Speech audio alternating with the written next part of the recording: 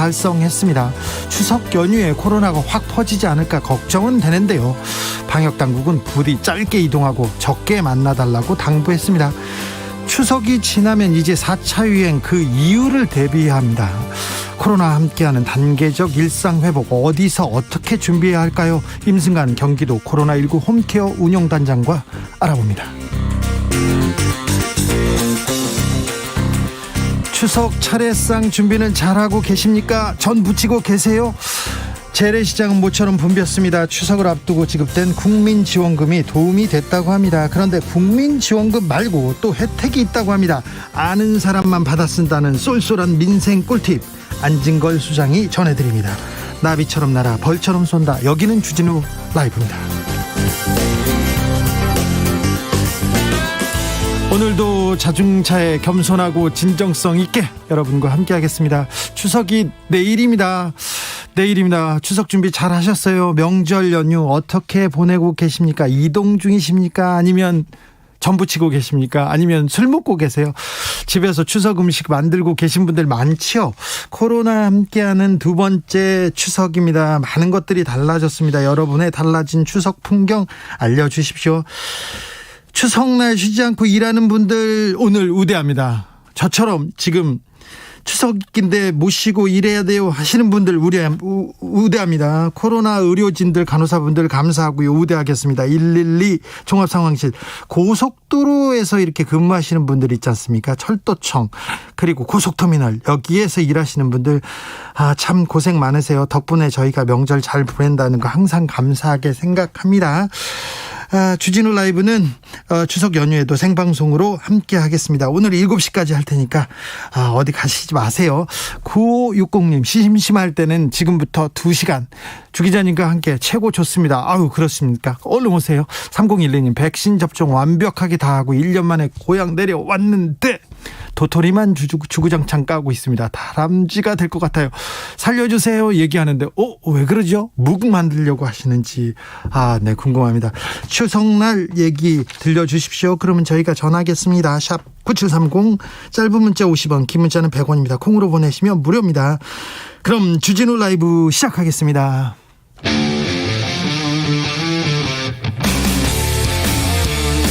탐사보도 외길 인생 20년 주 기자가 제일 싫어하는 것은?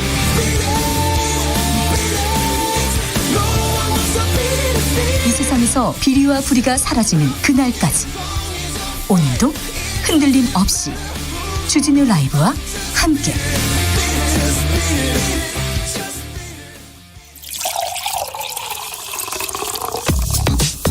진짜 중요한 뉴스만 쭉 뽑아냈습니다. 주 라이브가 뽑은 오늘의 뉴스 주스.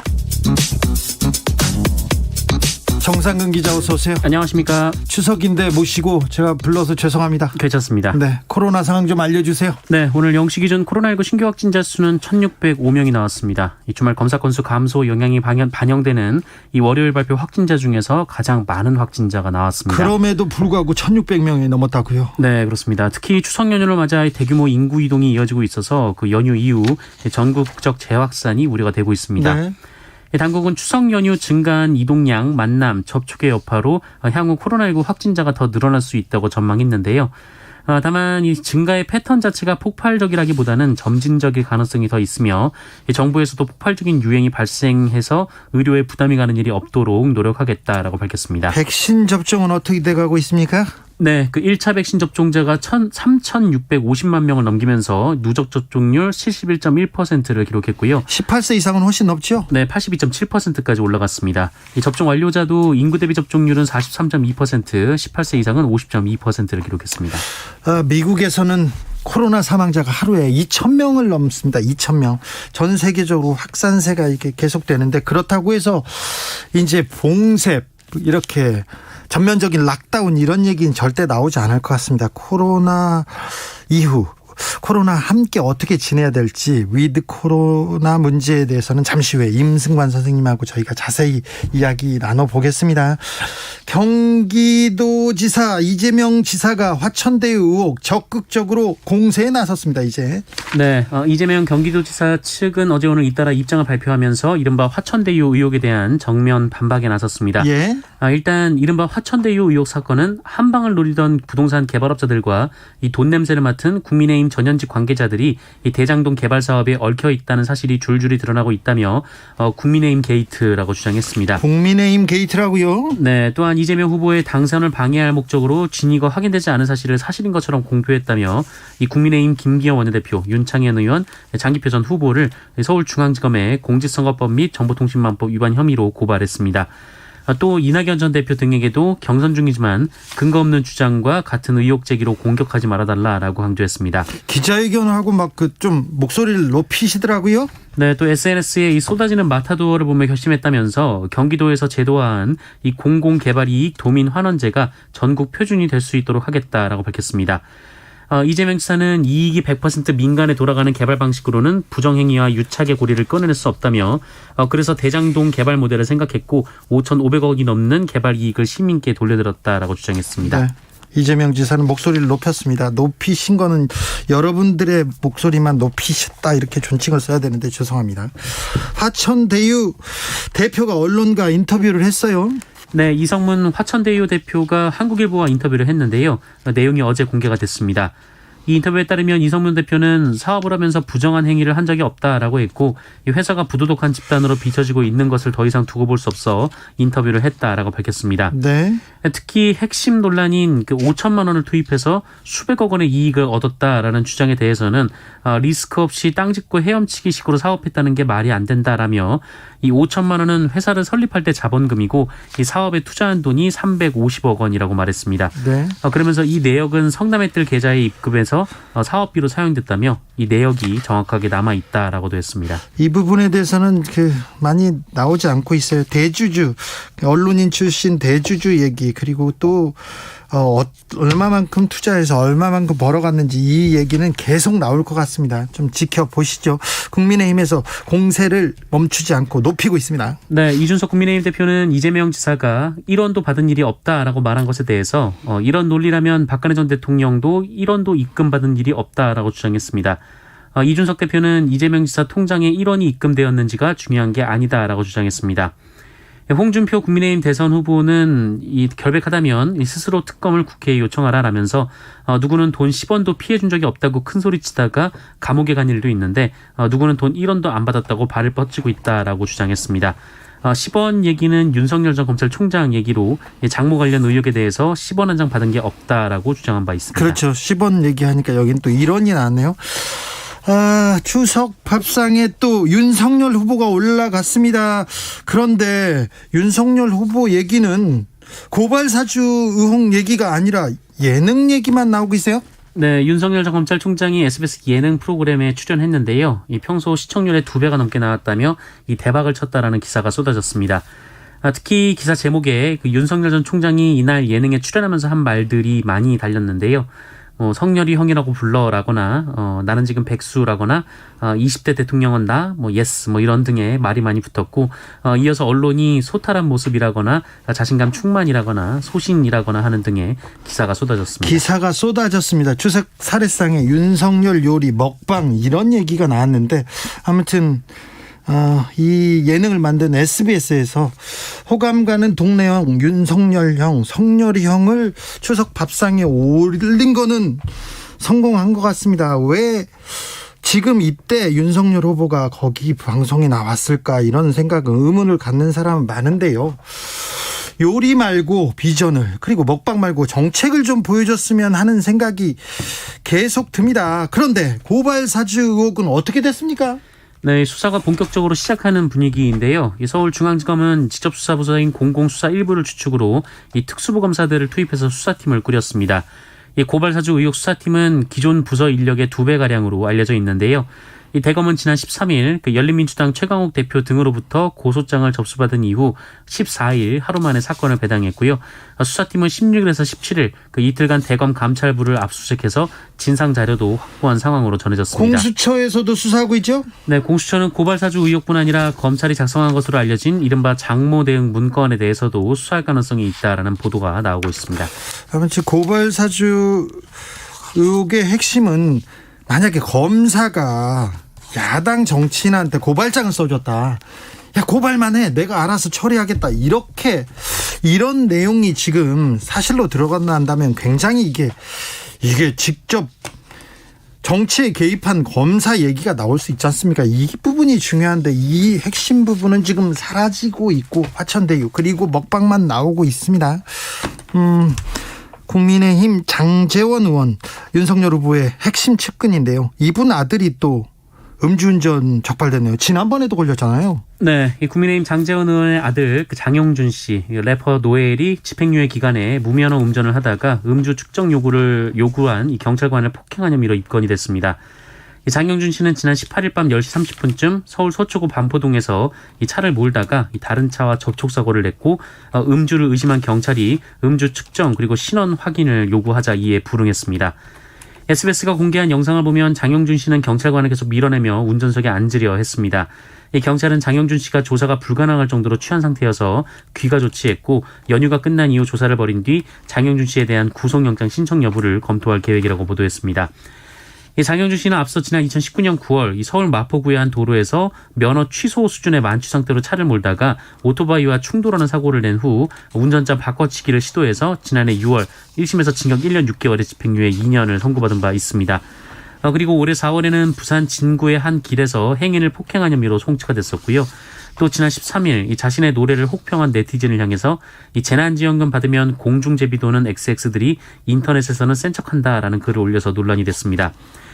장영준 씨는 뭐라고 드릴 말씀이 없다라면서 받아야 하는 죄값을 모두 달게 받고 성숙한 사회 구성원이 되도록 노력하겠다라고 했습니다. 지난번에도 이 얘기 한 것 같은데 뭐라고 드릴 말이 없네요. 문재인 대통령이 유엔 총회 참석차 미국으로 출국했습니다. 네, 문재인 대통령이 제76차 유엔 총회 참석을 위해 출국했고 현지 시간으로 19일 오후 미국 뉴욕에 도착했습니다. 그리고 현지 시간으로 20일 오전 첫 일정으로 지속가능 발전 목표 모멘트 행사에서 연설을 하게 됩니다. 특히 이 행사에는 미래 세대와 문화를 위한 대통령 특별사절로 임명된 이 방탄소년단도 나란히 참석해서 연설 및 영상 퍼포먼스를 선보일 예정입니다. 이 지속가능 발전 목표 모먼트는 환경 문제, 빈곤, 기아 종식 등의 분야에서 국제사회가 2030년까지 함께 지향하기로 한 것으로 유엔은 이 회의를 연례적으로 열어서 이행 상황을 점검하고 있습니다. 문 대통령의 유엔 참석 매년 있는 일이지만 이번엔 좀 의미가 깊습니다. 네, 아무래도 문재인 대통령 임기 마지막이기도 하기 때문인데요. 특히 전체 유엔 가입국 정상을 대표하는 유일한 이 정상 참석자로 기조연설을 할 예정이고요. 우리 대통령만 지금 불렀어요. 네, 그리고 그 영국 슬로베니아와 양자 정상회담을 소화할 예정이고 또 한국 베트남 정상회의도 열리고요. 또 미국 제약업체 화이자 CEO 접견 및 한미 백신 파트너십 행사 등 백신 관련 일정도 계획돼 있습니다. BTS도 그리고 문재인 대통령도 유엔에서 연설을 할 겁니다. 그리고 한국의 위상 그리고 한국이 선진국으로 그리고 국제사회에서 어떤 역할을 할 건지 그런 얘기도 조금 나눌 건데 이준석 국민의힘 대표가 22일에서 27일까지 미국에 갑니다. 바로 갑니다. 아마 언론에서는 이준석 대표의 얘기를 어찌 쓸지 왜 지금 가야 되는 건지 조금만 기다려보세요. 제가 알려드릴게요. 북한이 우리가 개발에 성공한 SLBM 혹평했습니다. 좀 부담이 가나요? 네, 우리 군이 지난 15일 이 잠수함에서 잠수함 발사 탄도미사일 시험 발사에 성공한 데 대해서 북한이 그 성과를 평가절하했습니다. 장창하 국방과학원장이라는 사람이 오늘 조선중앙통신에 관련된 글을 썼는데요. 이 글을 보면 이 남조선이 공개한 잠수함 발사 탄도미사일은 이 전쟁에서 효과적인 군사적 공격 수단이 될 수 없을 것이다라고 주장했는데 북한에서요? 네, 초보적인 걸음마 단계 수준에 불과하다며 이 사거리가 500km 미만인 전술 탄도미사일로 판단된다라고 주장했습니다. 알겠어요. 너나 좀 잘하시지 무슨 우리나라 무기까지 또 걱정하고 있어요. 그러면서 또 한마디 했어요. 네, 다만 남조선이 잠수함 무기 체계 개발에 집착하고 있다며 그 속내를 주시해보고 있다 이렇게 견제하기도 했는데요. 한편 북한은 2015년부터 그 잠수함 탄도미사일 그러니까 SLBM을 열병식에서 계속 공개를 했습니다만 아직 잠수함에서 시험 발사한 적은 없습니다. 아무튼 우리는 SLBM을 내년부터 실전 배치합니다. 이걸 좀 두려워하는 것 같습니다. 네, 한국이 독자 개발한 잠수함 발사 탄도미사일은 내년 하반기쯤 전력화될 전망입니다. 군은 앞으로 이 SLBM에 대한 몇 차례 시험 발사가 필요한 상황이며 내년 초에 양산 계획을 하면 내년 하반기부터 3,000톤급 잠수함의 전력화가 가능할 것으로 봤습니다. 군은 해군의 첫 3,000톤급 잠수함인 이 도산 안창호함을 비롯해서 추가로 건조되는 중형 잠수함 총 9척에 SLBM 78발을 장착할 계획이라고 밝혔습니다. 6171님께서 추석에 어디 안 가고 조용히 공부하고 있어요. 아이고 추석 때 공부해야 되는 분들 수험생들 아이고 고생 많으십니다. 오늘 사람 목소리 듣는 게 주진우 라이브가 처음이네요 얘기합니다. 추석 때 명절 때 더 외로운 사람들이 있어요. 네, 외로운 분들 어디 가지 말고 일로 오십시오. 저희가 따뜻하게 맞아 보겠습니다. 1918님 연휴 기간에 아이들 학원비 벌어볼 요량으로 배달 알바를 하고 있는데 길이 엄청 막히네요. 그래도 주 기자님과 함께하니 마음에 여유가 생기고 힘이 나네요. 정말 감사해요 하는데 고생이 많으십니다. 네. 추석 복된 추석 되기를 제가 기원하겠습니다. 빌겠습니다. 7153님 경기도 화성입니다. 자동 세차장에서 주진우 라이브 듣고 혼자 일합니다. 세차할 차들이 줄을 서네요. 고향에는 못 가지만 그래도 즐겁습니다. 모두들 힘내세요. 일을 하면서도 이렇게 즐겁게 일을 하시네요. 네. 명절인데 훌륭하십니다. 그 생각이 참 존경스럽네요. 4433님 여기는 자양 전통시장입니다. 전통시장에서 만두, 찐빵, 도넛, 튀김 대목을 보고 있습니다. 주진우 라이브 파이팅입니다. 대목이래네요. 장사가 잘 된다고요? 그럼 다행입니다. 다행입니다. 축하드립니다. 복된 추석 되소서. 참 추석날인데도 이런 또 안타까운 뉴스를 전합니다. 용광로 옆에서 야간 근무를 하던 노동자가 숨졌어요. 법원이 산재를 인정했습니다. 네, 6년간 용광로 옆에서 야간 근무를 반복하다 쓰러져 숨진 노동자가 유족의 소송 끝에 업무상재를 인정받았습니다. 예. 서울행정법원은 지난 7일 이 사망한 40대 노동자의 배우자가 근로복지공단을 상대로 낸 소송에서 원고 승소 판결을 내리면서 이 망인의 업무상 과로와 유해 요인 등이 신체적 상태와 겹쳐져서 허혈성 심장 질환을 발병하게 했다고 판단할 수 있다라고 판단했습니다. 네.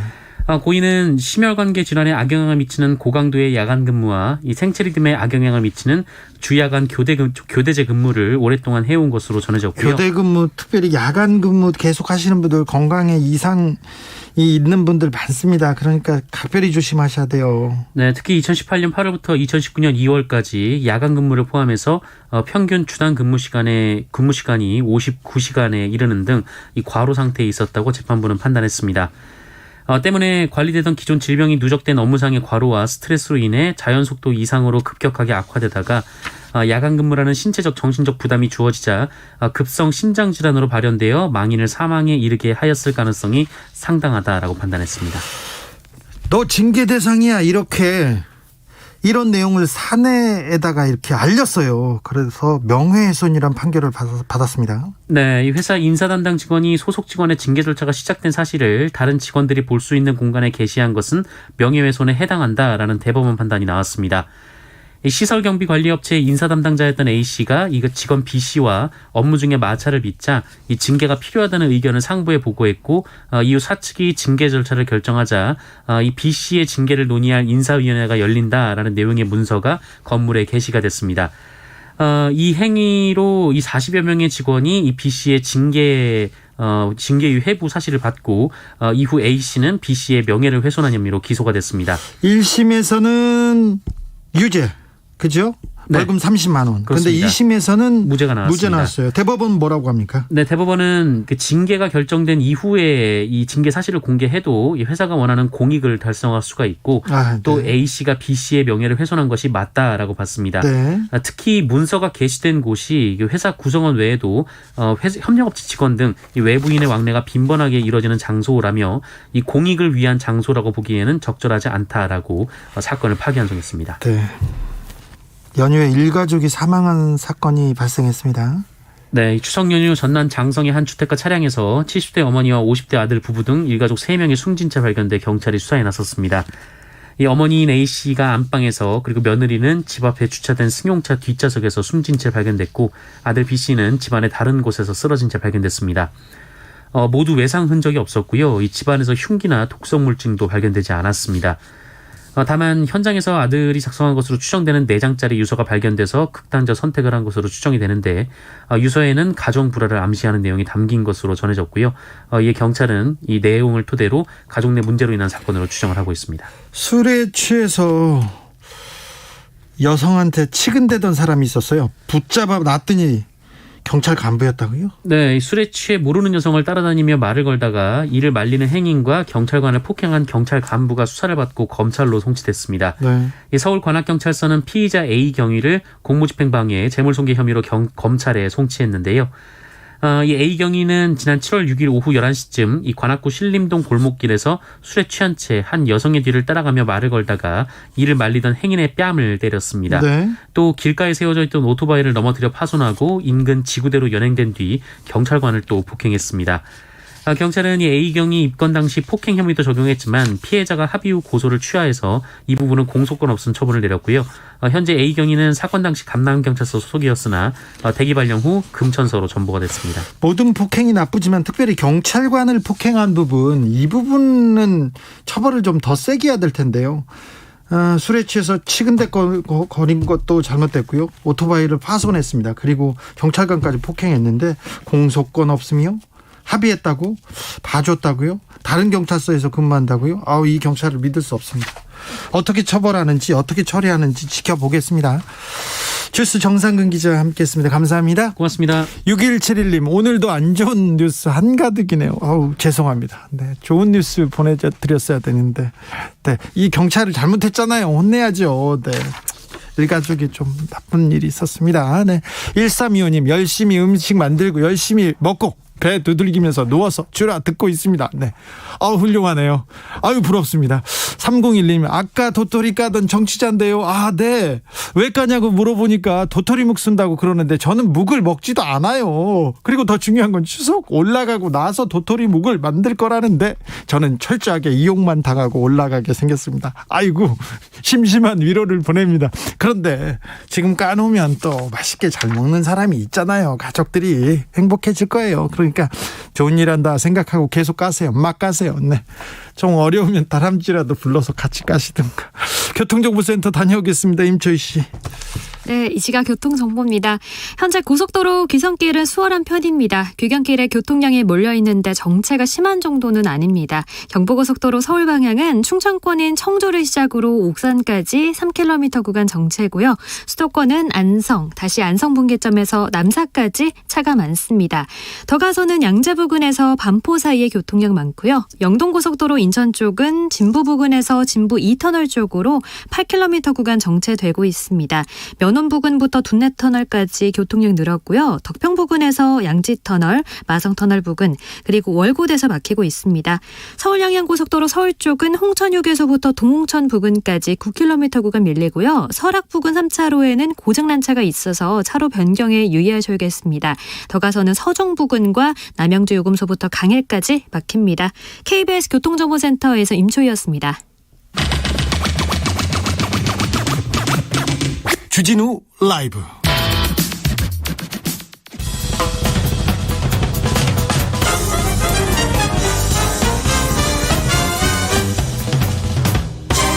훅 인터뷰. 모두를 위한 모두를 향한 모두의 궁금증 훅 인터뷰. 코로나 4차 대유행 2달 넘게 진행됩니다. 확산세 줄지 않아 걱정입니다. 이제는 4차 대유행 이유를 생각하고 고민해야 할 시점인데요. 단계적으로 일상을 회복하는 위드 코로나 어디부터 어떻게 시작해야 할지 함께 고민해 보겠습니다. 임승관 경기도 코로나19 홈케어 운영단장, 안녕하세요. 네, 안녕하세요. 원장님, 추석 연휴 어떻게 보내고 계신지요? 네, 도청이랑 병원도 왔다 갔다 하고요. 또 남는 시간 가족들과 보내고 있습니다. 네. 그래도 출근하셨어요? 네. 네. 부분적으로요. 네. 대유행, 4차 유행 장기화되면서 의료진들 많이 지쳐 있을 것 같은 추석 때는 좀 쉴 수 있습니까? 저희 병원 같은 경우에 코로나19 입원 치료 병상이 172병상인데요. 네. 어제 저녁 때 같은 경우는 172병상 만실이었어요. 아, 그래요? 네, 아무래도 병상 가동률이 이제 이렇게 90% 이상 늘 유지되고 거의 100% 가까우면 직원분들이 이제 체력적으로 힘들죠. 네. 근데 뭐 근력도 근력이지만 지구력이 떨어지는 게 더 문제고 정신력도 이제 늘 같은 수준으로 유지하기가 점점 힘들어집니다. 네. 근데 그 임승관 경기도 의료원 안성병원장님인데 앞에 경기도 코로나 홈케어 운영단 앞에 경기도에서는 좀 직함이 바뀌셨네요. 아, 네. 6월 30일 날 긴급대응단이라는 이전 조직은 해산했고요. 지금 예. 정책적인 일들은 이제 보건건강국 중심으로 진행하고 있고 저는 이제 사업 중심으로만 도를 돕고 있습니다. 그러면 홈케어 운영단 중요하신 분이 그쪽으로 갔다는 게 홈케어. 그러면 조금 경기도에서는 방역 체계를 좀 바꾼다는 얘기입니까? 두 가지 의미가 있을 것 같아요. 하나는 제가 아무래도 공직자가 아니고 민간인인데 광역지자체의 정책을 수립하고 조율하는 부분은 당연히 마땅히 공직자가 하는 것이 맞아서 그런 위상의 변화를 좀 요청을 했고요. 두 번째로는 이 홈케어가 자가치료 사업입니다. 네. 이 자가치료, 재택치료 사업이 위드 코로나 시대를 준비하는 데 있어서 너무나 중요하다고 생각했기 때문에 사업에 집중하려는 그런 목적도 있었습니다. 홈케어, 자가치료. 그러면 경기도는 이제 코로나에 걸리거나 코로나 밀접 접촉자는 일단 격리하고 병원에 입원시키고 이거 말고 홈케어 쪽으로 이렇게 자가치료 쪽으로 이동한다는 겁니까? 무조건적인 것은 아니고요. 일종의 선택의 옵션이 생긴 것이죠. 그래서 경기도민 같은 경우라면, 지난주 같은 경우 경증 환자의 한 83% 정도는 생활치료센터에 계시고요. 17% 정도는 재택치료를 받고 계십니다. 네. 지금까지 3월부터 한 6개월, 20일 정도 서비스를 했는데, 네. 누적으로 한 2,900명 오늘 좀 넘었거든요. 네. 그 정도 인원이면 사실은 제주도와 전라남도 같은 지자체의 작년부터 올해까지 내내 확진자 숫자보다도 많은 경험치입니다. 네. 그러면 이제 시설에 격리하고 의료진들이 보호하는 이런 체계가 조금 달라지는 겁니까? 우리 생활치료센터를 본인이나 가족 혹은 지인이 경험하신 분들이 있을 텐데요. 생활치료센터가 경증 환자를 잘 케어하기 위한 곳이잖아요. 네. 근데 그 의료적인 서비스, 건강 서비스는 사실 재택치료를 아주 동일합니다. 간호사 선생님들이 매일같이 전화나 애플리케이션을 통해서 환자의 상태를 비대면으로 확인하고요. 그리고 그중 어떤 의학적 필요가 있는 사례에 좀 한정해서 의사의 진료를 역시 비대면으로 연결하는 방식이거든요. 예. 모든 80여 개 생활치료센터가 다 원리는 동일합니다. 아, 그래요? 조금씩 운영 형태는 다르지만.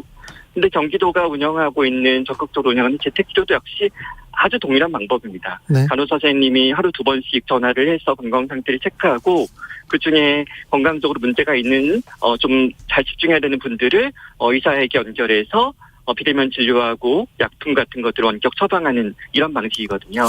그런데 걱정하는 분들이 좀 있습니다. 6540님이 홈케어라는 게 병상이 없으니까 일단 집에서 대기하라는 거 아닙니까? 일본이 지금 2,000명대고 하루에 사망 30명대예요. 이렇게 해서 걱정하는 분이 있습니다. 네, 오해하실 수 있는데요. 이 재택치료는 영어로 홈케어, 우리나라 말로 재택케어 혹은 재택치료가 좀 적절할 것 같은데요.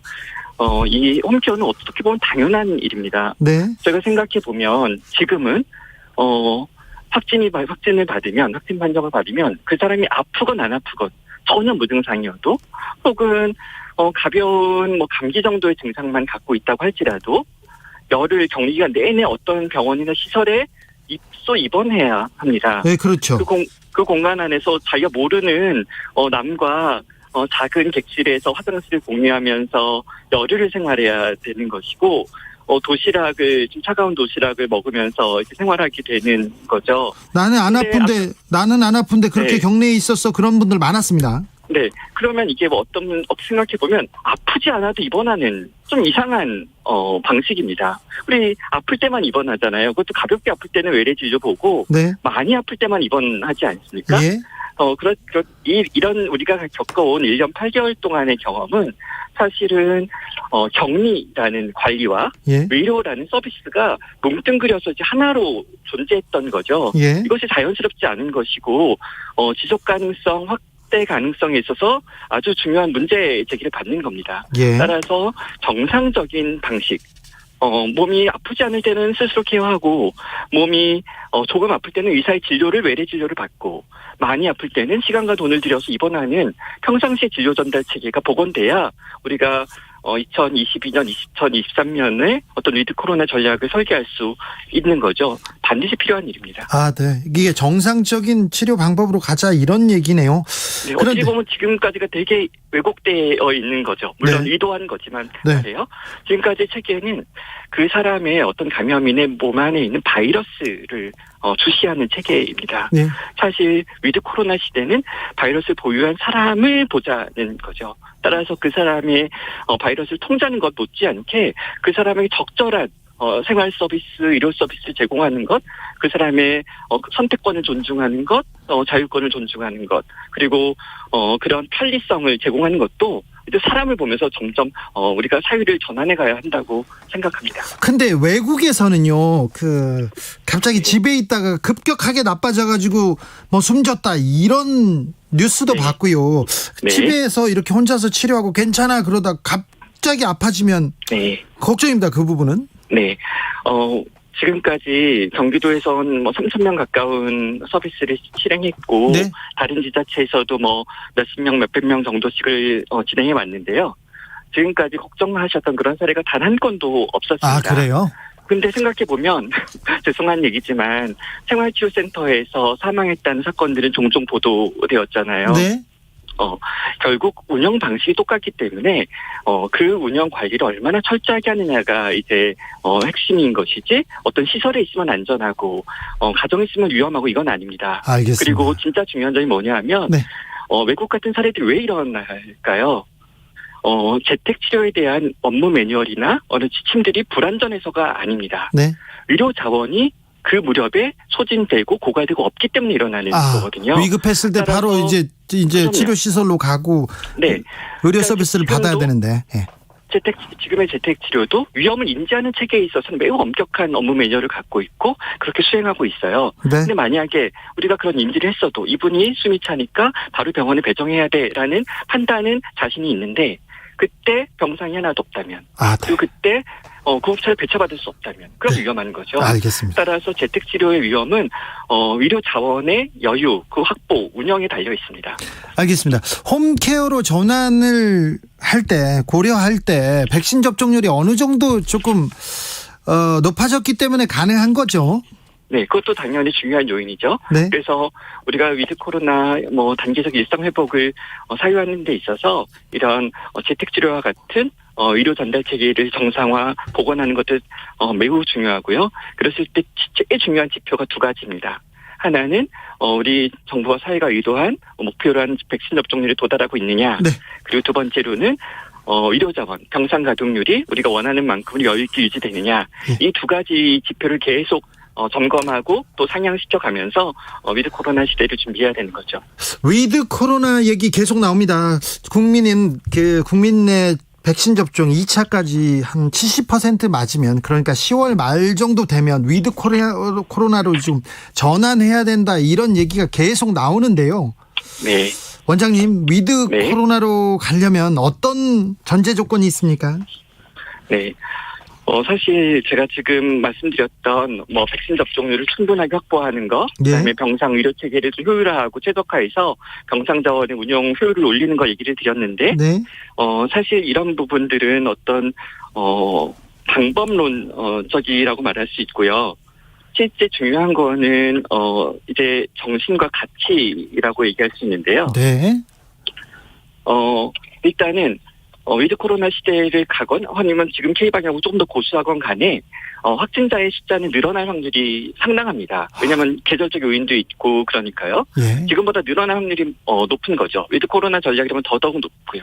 그렇다면 5,000명이나 10,000명의 일일 확진자를 우리가 올 가을 겨울에 목표할 수 있는데 그것을 대비할 수 있는 관리 체계를 우리 사회가 세우고 계획하고 수립하고 있느냐. 일단 질문 하나. 그리고 더불어 그런 상황을 우리 사회가 우리 시민들이 인식하고 받아들일 수 있는 그 수용성, 그런 인식 체계가 있느냐, 위험 인식 체계가 있느냐, 이 두 가지가 이 담론의 핵심 질문입니다. 네. 근데 코로나 백신을 이렇게 열심히 맞아도 5,000명, 10,000명 확진자 시대에 맞을 수 있습니까? 네. 우리 임상 연구와 이제 실제 현실 사이의 괴리가 좀 발견되죠. 얼마 전에 뭐 싱가포르에서 네. 80% 접종을 했음에도 불구하고 확진자가 늘고 있다. 1,000명. 이런 시나리오는 사실 1,000명대예요. 네. 너무 네. 많이 나와요. 네, 그런 소식은 되게 좀 당혹스러울 수 있죠. 우리가 갖고 있는 목표인데 그 목표에 도달해 확진자가 줄지는 않는다고 하니까 말이죠. 근데 싱가포르나 한국 같은 동아시아 국가의 실제 현실과 임상 연구가 진행됐던 백신 연구가 진행됐던 유럽이나 북미의 임상 연구의 설계 자체 차이를 이해하셔야 됩니다. 어떤 차이죠? 네, 첫 번째로는 임상 연구들은 다 아픈 사람을 찾는 방식으로 데이터를 수집합니다. 네. 입원하는 사람, 즉 이런 걸 찾는 거죠. 그래서 임상 연구의 예를 들어서 85%의 효과, 효능 이런 것들이 한국이나 싱가포르와 보면 좀 달라집니다. 네. 왜냐하면 우리는 밀접 접촉자를 대량 검사하면서 안 아픈 사람까지 다 찾아내잖아요. 네, 네. 그렇기 때문에 환자를 줄이는 것과 확진자를 줄이는 건 좀 다른 얘기입니다. 그렇죠. 따라서 싱가포르나 한국 같은 사회에서의 미래 전략 안에서는 예상보다 확진자가 많을 수 있습니다. 네. 그리고 그 두 번째로 그런 유럽이나 북미는 많은 사람이 그동안 감염됐잖아요. 네. 20%뭐 훌쩍 넘을 거라고 다들 생각하는데요. 실제 감염된 사람들이. 네. 한국 같은 경우는 누적 감염인이 0.5% 남짓하거든요. 예. 그럼 면역력을 갖고 있는 사람은 백신 접종자 더하기 질병을 앓았던 사람이라고 네. 말할 수 있으니까 예. 이런 북미나 유럽의 어떤 발생 상황과 한국이나 싱가포르 같은 동아시아 발생 상황은 차이가 날 수 있습니다. 그런 부분에 당황하지 않고 미래 계획을 세워야 되는데 그 관점에서 제일 중요한 건 이 백신의 발생 효과에 대해서는 우리 기대보다 다소 못 미칠 수 있어도 백신의 위중증, 사망을 막고 중환자를 막는 효과에 있어서는 여전히 매우 믿음직스럽다는 거죠. 알겠습니다. 여전히 믿음직스러운데 좀 불안하긴 합니다. 원장님은 이 두 가지 질문에 대해서 어떻게 생각합니까? 우리나라 사람들이 확진자 폭증에 당하지 않을 수 있을까요? 네, 그러니까 그 상황에서 제일 중요한 두 그룹이 있다고 생각합니다. 하나는 전문가들이고요. 네. 또 한 군은 저널리스트. 네, 언론들 중요하죠. 네. 그래서 그런 전문가 언론인들이 정확하게 과학적 사실을 이해하고 그것들을 어떤 정파적인 이해관계 없이 제대로 전달하는 것, 이것이 올 가을에 너무 중요하다고 생각합니다. 아이고, 언론은 믿지 마세요, 원장님. 아니에요. 어떻게 언론을 믿지 않을 수 있어요? 아니, 언론은 저도 믿음이 안 가는데, 언론인으로서. 그리고 아닙니다. 의료 체계는 감당할 수, 그 폭증한 그 환자를 우리 의료 체계는 감당할 수 있습니까? 네. 그래서 효율화 전략이 필요합니다. 네. 지금까지의 K 방역은 어떤 비용 같은 부분들을 조금 내려놓고 최대 효과를 원하는 전략이었단 말이죠. 네. 근데 이제 더 이상 그렇게 하는 것은 다른 방법이 아닐 수 있습니다. 이제는 효율을 올리는 전략을 세워야 되고, 그렇다면 아프지 않은 사람도, 굳이 아프지 않은 사람도 구급차에 태워서 저 멀리 있는 병원에 열을 입원시켜야 하는가, 이런 질문을 던져야 되는 거죠. 예. 따라서 의료 체계를 효율화하는 전략이 수립돼야지만 위드 코로나 시대를 우리가 맞을 수 있고 당황하지 않을 수 있습니다. 알겠습니다. 위드 코로나 시대는 사람들끼리 모일 수 있고 또 해외에 여행 갈 수 있고 정상적으로 생활하는 거야. 그렇게 생활하기까지는 많은 생각을 해야 되는 거군요. 네.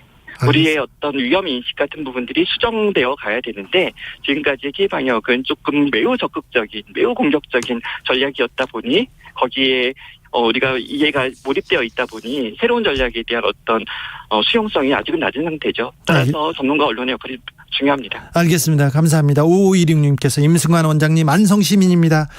원장님이 가까이 계셔서 든든합니다. 이렇게 응원 문자 보냈습니다. 감사합니다. 임승관 경기의료원 안성병원장이었습니다.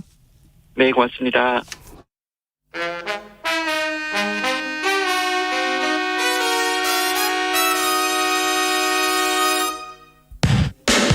주진우 라이브 돌발 퀴즈. 추석에도 쉬지 않는 돌발 퀴즈. 오늘의 퀴즈는 객관식입니다. 문제를 잘 듣고 보기와 정답을 정확히 적어 보내주세요. 어제 KBS ETV에서 가수 심수봉의 비대면 콘서트가 열렸습니다. 지난해 추석 전국의 태세형 신드롬을 불러온 나훈아 공연을 잇는 KBS의 두 번째 추석 특집 콘서트였는데요. 팬데믹 시대를 살아가는 국민들에 대한 격려와 위로가 됐다는 평가가 이어지고 있습니다. 자, 여기서 문제 드릴게요. 다음 보기 중 가수 심수봉의 노래가 아닌 건 몇 번일까요? 보기 드릴게요. 보기 1번 백만송이 장미, 2번 그때 그 사람, 3번 사랑밖엔 난 몰라, 4번 다이너마이트, 5번 남자는 배 여자는 항고. 다시 한번 들려드릴게요.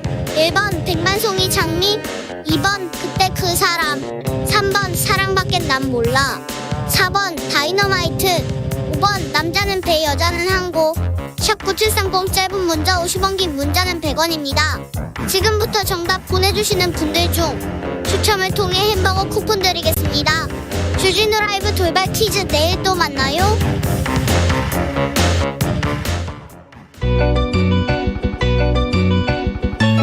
한층 날카롭다, 한결 정확하다, 한편 세심하다. 밖에서 보는 내밀한 분석, 정치적 원의 시점. 실시간 추석 밥상 상황 원회에서 더 정확하게 분석해 드립니다. 최민희 전 더불어민주당 의원 어서 오세요. 안녕하세요. 불굴의 희망 최민희입니다. 행복한 한가위 되세요. 김용남 전 자유한국당 의원 어서 오세요. 네, 안녕하세요. 호기심 천국 김용남입니다. 명절 잘 보내십시오. 추석인데 두 분 모셔가지고 죄송합니다. 전부 치다 오셨어요 혹시? 저는 어제부터 계속 설거지만 하고 있어요. 아, 그래요? 뭐 요리 쪽은 아니시구나. 요리는 네. 네. 추석 때 조금 그 가사일 좀 도와주십니까, 김영남 의원님께서는? 그 음식물 쓰레기 버리고 왔죠. 아, 그러셨습니까? 자, 추석 밥상 현황을 이렇게 보자면, 호호, 추석 밥상에 가장 핫한 인물은 아무래도 윤석열 후보라고 해야 될 것 같아요. 예능에서 추석 전에 빵! 아니, 그러니까 저는 보면서 해당 방송에 윤석열 후보 띄우기다 이런 생각이 든 게, 원래 그 프로 자체가 되게 포맷이 보고 나면 나오는 사람이 호감 가게 만드는 프로그램이에요.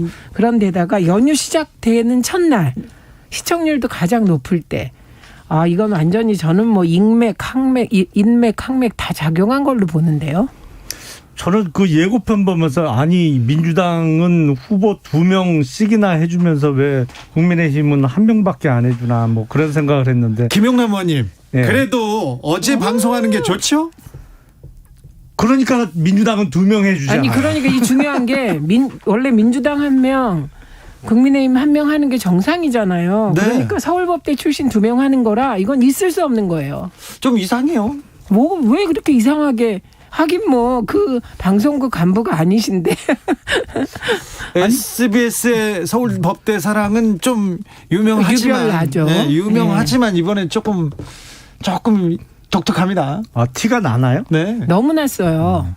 아니, 제가 보기엔 여기 이 상황에서 가장 방방 떠야 될 사람은 사실 국민의힘의 홍준표 후보예요. 네, 그렇기도 하죠. 그렇죠. 왜냐면 자기가 요새 이제 여론조사 그렇죠. 지지율 잘 나온다고 생각을 했는데 왜 자기는 뺐냐 이렇게 나올만 하죠. 근데 이제 우선은 사나이가 그런 것 같고 그러냐 그러고 있는 것 같고요. 잘 모르시는 것 같아, 예능의 힘을. 예능의 힘을. 네, 저는 이 윤석열 후보가 이번 이 집사부 일체 출연으로 어쨌든 그게 계속 작용할진 모르겠으나 고발 사주 의혹 프레임을 잠시 잊게 하는, 일단 지웠죠. 효과가 나왔습니다. 근데 네. 그게 완전히 지워졌는지 잠시 잊혀졌는지는 두고 봐야죠. 아무튼 윤석열 캠프는 조금 추석에 콧노래를 부르겠어요. 그래서 그런지 캠프가 다 노는 것 같아요. 이게 연휴 때도 놀면 안 되는데, 대선 이렇게 캠프는. 나와서 일하는 김용남 의원도 있죠. 계신데. 근데 김용남 의원이 지난주에 지난주에는 표정이 이렇게 바글바글하진 않으셨어요. 안 하는데 오늘 너무 좋으세요. 네. 연휴라 그렇겠죠. 그렇습니까? 연휴라. 더도 말고 덜도 말고 한가위만 같아요. 그렇습니까? 윤석열 후보, 그런데 박정희 전 대통령 생가에 갔다는 약간 조금 봉변을 당하기도 했어요. 그렇죠. 사실은 거쳐야 할 통과 관문이고 네. 그분들 그러니까 박근혜 전 대통령에 대해서 지금도 변함없는 지지를 보내주고 계신 분들 뭐 서울에도 많더라고요. 그 사실은 벌써 오래됐잖아요. 네. 그런데도 광화문 사거리에도 그렇고 뭐 서초동에도 그렇고 1인 시위를 지금 벌써 몇 년째 하고 계신 분들이 꽤 있는데 확실한 지지자들이 박근혜 전 대통령에 대한 확실한 지지자들이 있는데 그렇죠. 그 박근혜 전 대통령 지지자들이 또 윤석열 후보를 지지하는 거는 조금 또 이건 어떻게 또 해석해야 되는지. 최대 미스터리다. 그래서 어떻게 보냐면 이건 김용남 전 의원께서 그냥 팩트로만 받아주세요. 일단 윤석열 후보는 박근혜 전 대통령을 구속시켰기 때문에 네. 박근혜 전 대통령 지지자들에겐 배신자예요. 그리고 문재인 대통령이 검찰총장으로 발탁했는데 또 배신을 했기 때문에 문재인 대통령 지지자들에겐 배신자예요. 그러니까 정서적으로는 배신의 아이콘이에요. 그런데 박근혜 대통령 지지자들은 이성적으로 이분이 지지율이 가장 높기 때문에 지지하는 그런 현상이거든요. 그러니까 홍준표 후보가 그 이성과 감성, 정서와 감성 사이에 어딘가를 찌르고 들어가면 사실 사람은 정서가 더 우선하는 존재잖아요. 그러니까 다소 좀 불안전하고 미스테리한 지지인데 근데 또 유승민 후보는 엄청 그 배신자 낙인이 찍혀서 회복이 안 된단 말이죠. 그러면 박근혜 전 대통령을 수사해서 구속시킨 사람보다 박근혜 전 대통령 탄핵에 찬성한 사람이 더 밉다. 지금 이런 논리가 되는 거거든요. 그러니까 이게 되게 미스테리한 부분이에요. 그래서 제가 보기에는 박근혜 전 대통령을 지지했던 분들 중에 지금 윤석열 후보를 지지하는 분들의 가장 큰 지지 이유는 네. 최악의 경우를 피하기 위해서입니다. 네. 왜냐하면 그분들에게 있어서 최악의 경우는 민주당이 집권을 연장하는 거예요. 그거는 정말 생각하기도 싫은 끔찍한 경우거든요.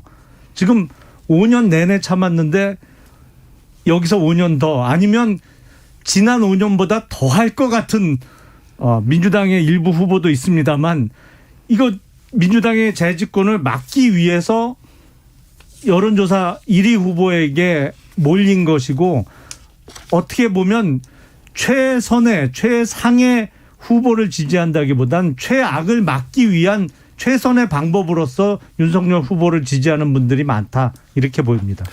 그런데 그 문재인 정부의 연장을 막겠다. 그래서 막는 후보가 윤석열 후보가 될 것이다. 이렇게 해서 윤석열한테 힘이 쏠렸어요. 그런데 사실은 대안이 없기 때문에 윤석열 후보한테 계속 이렇게 사람이 몰리고 그 힘이 몰렸는데 대안이라는 홍준표 후보가 나타났지 않습니까?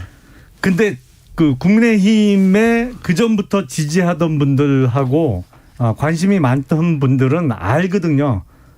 홍준표 후보의 한계를. 네. 지난 대선도 그렇습니다만 사실은 역대 선거 결과에서 국민의힘 그 전신을 포함해서 가장 최악의 성적표는 2018년 당시 홍준표 당대표 시절에 치러졌던 지방선거 결과예요. 왜냐하면 지난 2020년 총선은 그래도 PK나 여기는 살아났거든요. 네. 그때는 2018년 지방선거는 뭐 부산시장부터 해서 경남도지사 그냥 사실상 TK 일부를 제외하고는 전멸했어요. 최악의 성적표거든요. 그게 당시 뭐 탄핵과 연결되는 그런 상황 때문에 그런 것이다라고 이제 홍준표 후보는 많이 말씀을 하십니다만. 그렇죠. 그 상황이. 큰 원인 중에 하나는 당대표예요. 사실은. 그때 공천 과정에서도 문제가 많았고 왜냐하면 룰이라는 게 지켜지질 않았어요. 기본적으로. 당의 당원 당규가 필요 없는 상황이었어요. 그때는. 정말 인치였거든요. 그리고 요새는 뭐 재밌다고 하는 분들도 많아졌습니다만 홍준표 당시 당대표의 언행에 대해서 이제 네. 막말 프레임도 많이 쓰여져 있었고 프레임이 아니고 뭐 일부는 팩트고 그렇습니다만 한계를 너무 뚜렷하게 아는 거예요. 그러니까 지금 여론조사 결과 그게 일정 부분은 민주당 지지층의 역선택의 결과도 섞여 있다라고 판단하는 분들은 유일한 대안으로 윤석열 후보를 찾는 거죠. 그게 처음에는 역선택이 맞았을 수도 있어. 일부 있다. 네. 근데 최근으로 보면 보수층 보수 지지자들을 대상으로 한 여론조사에서도 그게 거의 10%밖에 거의 그 정도밖에 차이가 안 나요. 1, 2위 후보가 윤석열 후보와 홍준표 후보가. 네. 그러니까 이 대목은 꼭 그렇게만 보기는 어려운데 뭐 자당 후보를 디스하시는데 제가 뭐 할 말이 있겠습니까? 그렇습니까?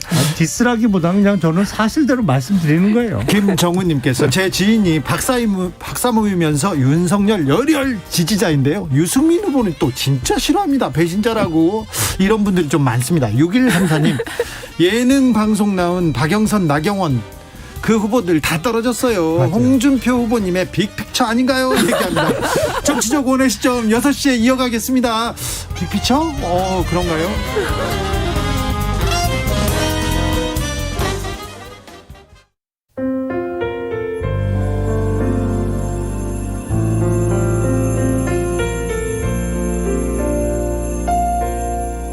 KBS 라디오 연중기획 희망충전 대한민국 448번째 이야기. 안녕하세요. 아나운서 이현주입니다. 고등학교 2학년인 광진이의 유일한 가족은 9살 터울의 누나입니다. 12년 전 부모님이 지병으로 돌아가시면서 광진이의 누나는 어린 나이에 가장이 될 수밖에 없었습니다. 학업은 포기한 채 힘들게 돈을 버는 누나를 보면서도 광진이는 미처 그 고마움을 알지 못했습니다. 그저 갑작스레 닥친 먹구름이 한없이 원망스럽기만 했었는데요. 부모님을 떠나보내고 어린 동생을 지켜야 했던 누나의 나이가 된 광진이는 이제야 조금 알 것 같습니다. 갖고 싶은 것과 하고 싶은 게 많았을 누나가 지금의 가족을 지키기 위해 많은 걸 포기하며 살아왔다는 것을요. 광진이는 이제라도 누나에게 희망을 선물하고 싶습니다. 여러분이 따뜻한 응원을 보내주세요.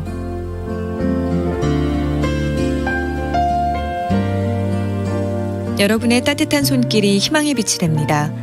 ARS 060-700-1580 060-700-1580 한 통화 3,000원으로 희망을 선물해 주세요.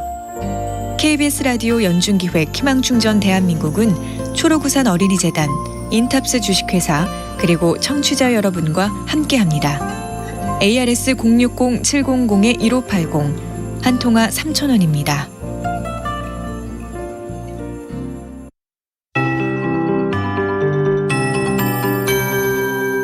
KBS 58분 날씨.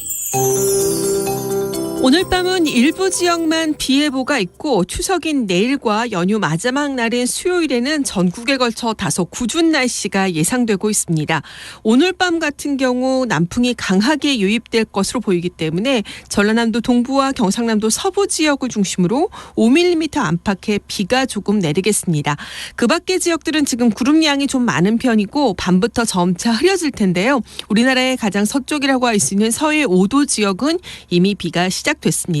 이렇게 서쪽에서 기압골이 다가오게 되면 내일 새벽 강원 영동 지방을 제외한 중부 지방과 전라권, 제주도 지방을 중심으로 비가 시작돼 아침에 전국으로 확대될 전망입니다.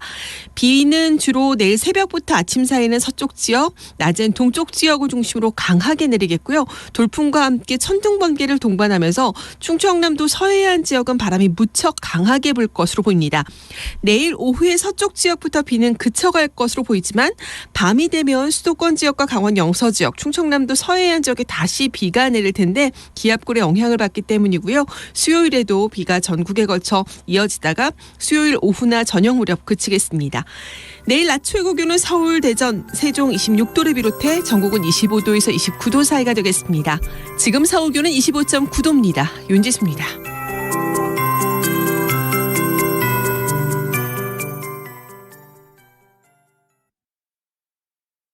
정성을 다하는 국민의 방송 KBS가 6시를 알려드립니다. AM 711kHz, FM 97.3MHz, KBS 1라디오입니다. HLKA.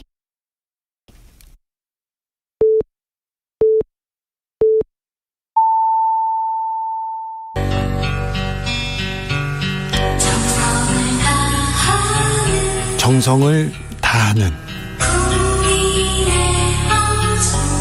국민의 방송 KBS 주진우 라이브. 그냥 그렇다고요. 주진우 라이브 2부 시작했습니다. 지역에 따라 2부부터 함께 하시는 분들 계시죠? 어서 오십시오. 잘 오셨습니다. 7시까지 함께 해주시고요. 1부가 궁금하다, 듣고 싶다 하시는 분들은 유튜브에서 주진우 라이브 검색하셔서 들으면 됩니다. 7시 방송 끝나고요. 라디오 정보센터 다녀오겠습니다. 조진주 씨. 더불어민주당 이재명 경기도지사는 오늘 성남시 대장동 개발사업 논란과 관련해 경기도에서 제도화한 공공개발 이익 도민환원제가 전국 표준이 될 수 있도록 하겠다고 선언했습니다. 국민의힘 홍준표 의원은 오늘 경기 성남시 대장동 개발사업 현장을 찾아 이 프로젝트를 추진한 사람은 성남시장으로 그래놓고 국민의힘 관계자들을 고발하고 쇼를 하고 있다고 강하게 비판했습니다. 정부가 지난 18일부터 18세 이상 코로나19 백신 미접종자들에게 추가 예약의 기회를 제공하고 있으나 예약률이 매우 저조한 것으로 나타났습니다. 오늘 오전 0시 기준 추가 예약자는 28,671명으로 대상자의 0.5%입니다. 추가 예약은 오는 30일 오후 6시까지 계속됩니다. 지식재산권 분야 유엔 산하 국제기구인 세계지식재산기구가 발표한 우리나라의 글로벌 혁신지수가 역대 최고인 5위를 기록했습니다. 1위는 스위스가 차지했고 아시아에서는 우리나라에 이어 싱가포르가 8위, 중국과 일본이 각각 12위, 13위를 차지했습니다. 건강보험심사평가원의 연도별, 연령대별 우울증 환자 현황 자료에 따르면 우울증 환자 수가 지난 5년 새 30% 넘게 증가한 것으로 나타났습니다. 우울증 환자가 가장 많이 증가한 연령대는 10대와 20대로 5년 새 2배 이상 늘었습니다. 지금까지 라디오 정보센터 뉴스였습니다. 정치적 원의 시점 생방송으로 우리 최민희 의원, 우리 김용남 의원 함께하고 계십니다. 추석인데 불려 오시게 해가지고 죄송합니다. 네. 방금 전에 불현듯 든 생각인데요. 이제 다른 방송 뉴스나 뭐 이런 거 전할 때 우리끼리 하는 얘기가 만약에 방송을 나가면 큰일 날 것 같아요. 그럼요. 대한민국 뒤집어지죠. 그러게요. 그것만 모아가지고 저희가 방송 한번 할 수 있었으면 좋겠어요. 아니 근데 제가 생각해 보니까 오늘 불러주셔서 고마워요. 왜냐하면 잠시 설거지와 가사로부터 잠시 해방돼서 지금 고맙습니다. 전국 김용남 의원도 그런 생각인 것 같아요. 김영미님께서 정치인들 제발 지방 가려는 발언 좀 하지 마세요. TK, PK 조그만 나라에서 좌우 영호남 제발 얘기하는데 그러니까요. 좌우 영호남 이거 뭐 하는 건지 모르겠습니다. 5290님 유승민 후보를 배신자라고 부르는 사람들은 차라리 최서원 씨를 충신이라고 부르시기 바랍니다. 얘기하는데 그분들 최서원 씨를 충신이라고 부르는 사람들도 있어요. 억울하다고 하는 사람들도. 자, 윤석열 후보 얘기는 이제 그만하고 다른 데로 이제 민주당으로 넘어가기 전에 윤석열 캠프의 총괄 실장 최측근 후보 캠프를 지금 좌지우지하는 장제훈 의원 아들 또 래퍼인데 또 나오셨어요. 이거 어떻게 보십니까? 네, 뭐 자식이 부모 마음대로 안 되는데 이 경우는 경우가 심하고요. 그리고 장제원 의원이 이런 얘기를 했어요. 음주운전자가 모는 차는 살인무기다. 네. 그리고 어떤 말을 했냐면 자식이 문제가 있는 사람은 공직자 자격이 없다. 네. 그런데 장제원 의원만 예외인가요? 저는 장제원 의원은 윤석열 캠프 총괄실장 자리에 앉아 있으면 그것이 캠프에도 안 좋고 원칙에도 안 맞기 때문에 빨리 물러나셔서 좀 조용히 계셔야 할 것 같습니다. 다른 후보의 이 총괄실장이 문제가 됐다면 실장 아들이 문제가 됐다면 다 가루가 됐을지도 몰라요. 그렇죠. 그런데 윤석열 캠프 총괄실장 장제원 의원에 대해서는 언론도 조용하고 캠프도 좀 조용합니다. 이게 며칠 전에 점심을 같이 했거든요. 장제원 의원하고. 네. 근데 그 며칠 전에는 다른 사고가 있었어요. 왜 그 재난지원금 받는 88% 그 소위 폄하 발언 같은 게 있어갖고 참 그때도 곤욕해 하면서 이제 장제원 의원이 뭐 이런저런 얘기를 했는데 이건 더 큰 사고를 쳤잖아요. 네. 그래서 며칠 전에 점심 먹으면서 그 한 분이 군대를 좀 보내세요. 정신 차리게. 그런 얘기를 했거든요. 네. 근데 또 그것도 문제가 있더라고요. 왜요? 이게 학력에 문제가 있어요. 아, 그래서 이제 대안학교 이런 식으로 그래서 학교를- 군대를 못 가는군요. 그러니까 가고 싶어도 못 가고 보내고 싶어도 못 보내는 그런 상황이라 참 곤혹스러워 보입니다. 근데요, 너무 그렇게 자꾸 검찰이 봐주고 언론이 봐주니까 되풀이 되는 거거든요, 이게. 네. 그리고 이게 만약에 이재명 후보 상황실장이 김영진 의원이거든요. 김영진 의원 아들이 이런 일이 몇 번 있었다. 그 몇 번도 아니, 한 번에 이 김영진 의원은 가루가 됐을 거예요. 근데 진짜 이거는 이번에는 집행유예 기간에 또 그런 거잖아요. 그냥 못 넘어갈 것 아니, 같습니다. 법적인 처리가 되겠죠. 아무튼 추석 민심에 대해서 얘기하고 있습니다. 이번에는 민주당으로 가보겠습니다. 민주당의 최대 승부처인 호남 민심 어떤 후보를 선택할지 지금 명락대전은 계속되고 있습니다. 어떻게 보고 계십니까? 호기심 있게 보고 계세요? 글쎄요. 역전이 가능할까요? 단 한 가지 가능성이 있다면 저는 이번에 불거진 성남시 대장동 특혜 의혹과 예. 관련해서 이게는 호남뿐만 아니라 전국 민심이 조금 움직일 수 있는 사안으로 보여요. 그래서 그게 작용을 한다면 정말 이낙연 후보가 역전에 성공할 가능성도 조금은 보입니다. 그래요? 근데 이낙연 후보가 이재명 후보가 토론회에서 내가 그럼 뭘 잘못했단 말이냐 이렇게 따박따박 캐물으니까 나는 당신이 잘못했다고 말한 적이 없다. 민간 기업이 돈을 너무 많이 벌어서 문제가 있지 않냐고만 말했다. 이렇게 얘기를 하더라고요. 요지가.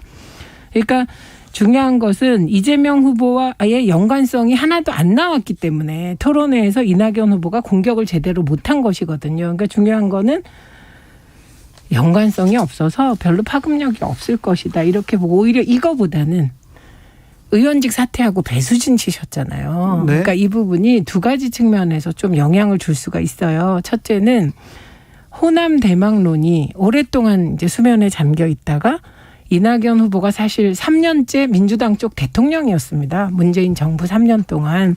그러니까 그 애정, 따뜻한 마음, 이제 이게 하나 변수가 될 수 있고, 그다음에 두 번째는 이낙연 후보가 너무 세게 배수진을 친 거예요. 의원직 사퇴하면서 광주가 나를 버리면 난 정치고 뭐고 끝이다. 네, 그래서 동정표. 예, 이러니까 마지막 결집. 동정표가 결집을 할 것 같아요. 그래서 이 두 가지 때문에 이낙연 후보가 다른 지역보다는 약진할 것 같다. 그러니까 저는 대장동 변수는 민주당 지지자들에겐 별로 영향을 안 줄 것 같거든요. 대장동 네. 시행사업이 성공을 하면 돈을 많이 벌잖아요. 엄청나게 많이 버는데 이 시행사업을 성공했다. 그렇다고 해서 시공 이런 그 구조적인 문제를 이재명 지사가 져야 되는 건 아니지 않습니까? 아니죠. 이게 왜냐하면 성남도시공사에서 사실상 동업자를 선정한 거잖아요. 네. 근데 그 선정 과정도 문제가 많고, 그리고 부동산 시행사가 사업에 성공해서 돈을 많이 버는 거는 사실 그만큼 리스크가 크기 때문에 그런 거거든요. 예. 근데 이 대장동 사업은 거의 리스크가 없다시피 한 사업이었어요. 왜냐하면 성남시 대장동은 옛날부터 여기는 사업이 되기만 하면 소위 대박이 날 거를 다 알고 있었거든요. 그래서 그리고 나경원 전 의원 땅이 있습니다. 거기에. 아, 그래요? 네. 그건 전 이완구 몰랐는데. 전 총리 땅도 있습니다. 네. 그래요? 그거 수용당했을 거 아니에요.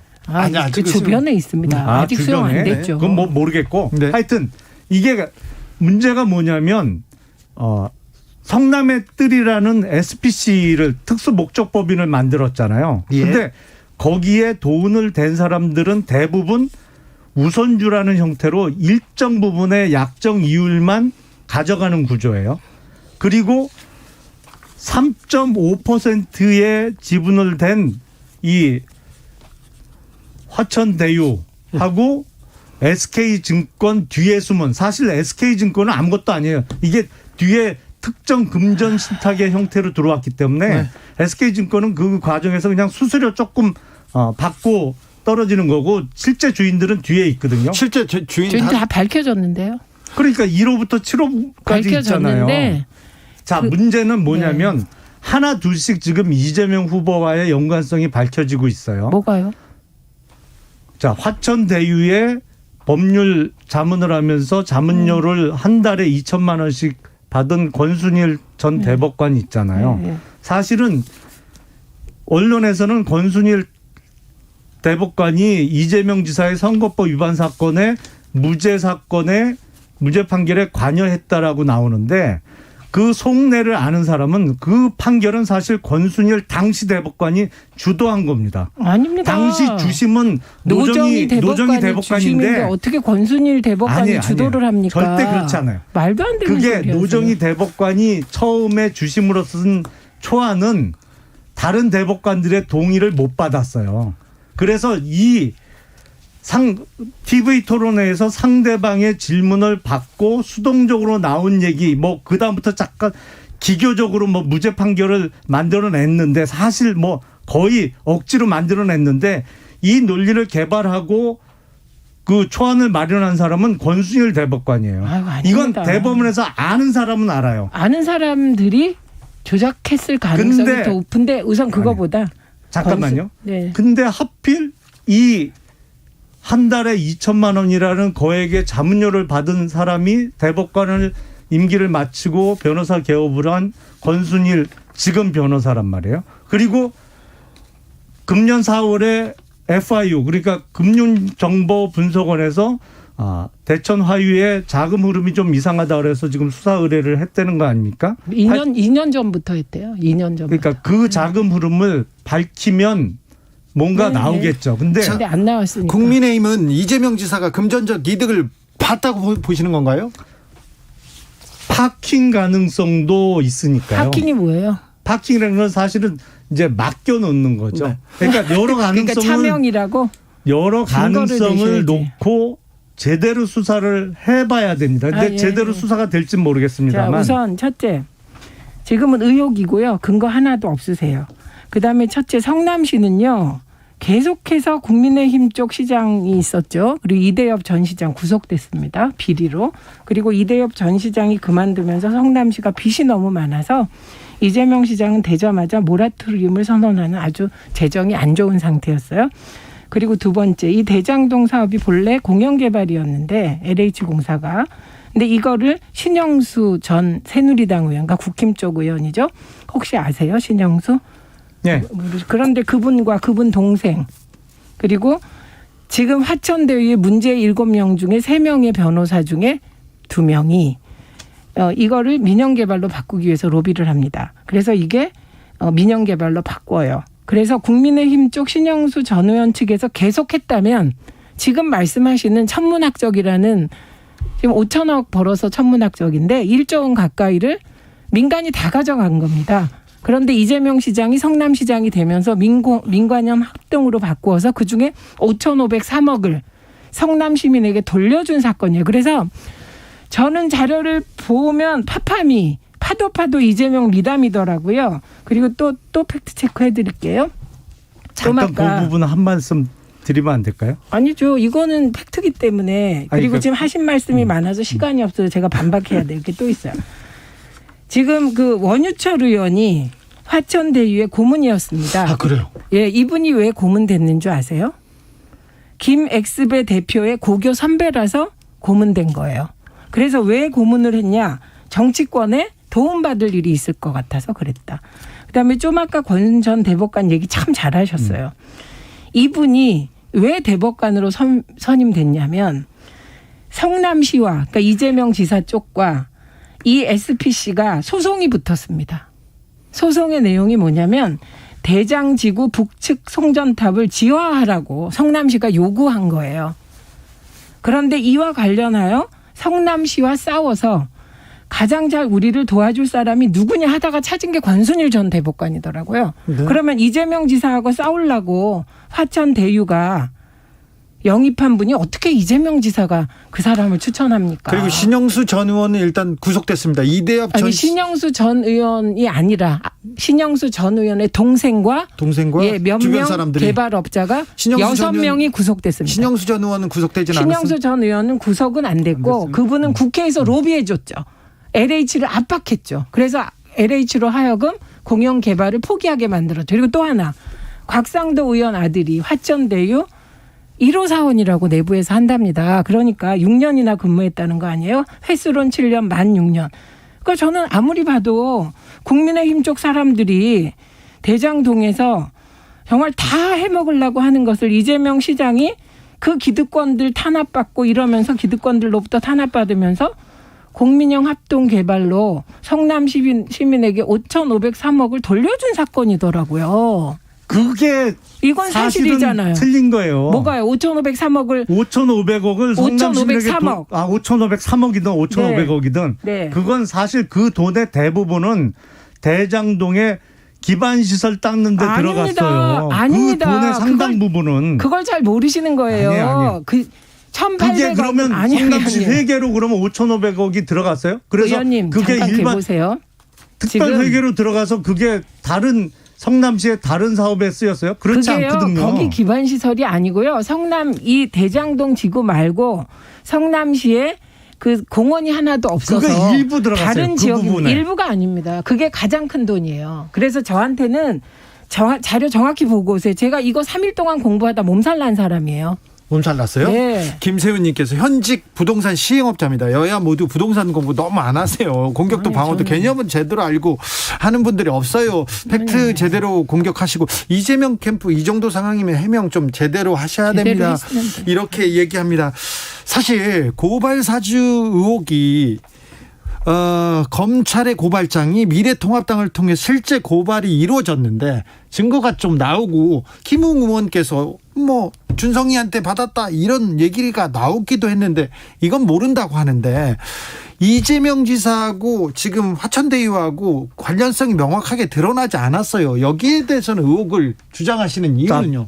틀림없는 사실은 아니, 화천대유가 이 성남의 뜰이라는 특수목적법인의 그 컨소시엄으로 들어온 거 그게 결정된 시기는 이재명 성남 시장 시절입니다. 그건 틀림없죠? 그건 틀림없잖아요. 지금 의원님 왜 아까 저분이 시행업자가 아니, 잠깐만. 이거 2015 기본 사실이 년이잖아요. 틀리셨어요. 추석에 2015 처음에는 년. 화기애애했는데 아니 의원님 무슨 말이냐면 우리가 사실관계부터 점점, 좀 네. 정리를 해봅시다. 자. 무슨 얘기냐면 네. 화천대유가 성남의 뜰에 나중에 들어온 게 아니고요. 이게 성남시에서 대장동 개발을 한다. 그래서 공고를 내요. 그러니까 세 개의 컨소시엄이 신청을 합니다. 그중에 하나은행 컨소시엄이 하나 있었고요. 상업은행 컨소시엄이 있었고 또 하나 무슨 증권회사가 있었어요. 그런데 이 세 회사에게 공고문에서 자산관리회사를 컨소시엄에 포함시키면 20점을 더 준다 그랬어요.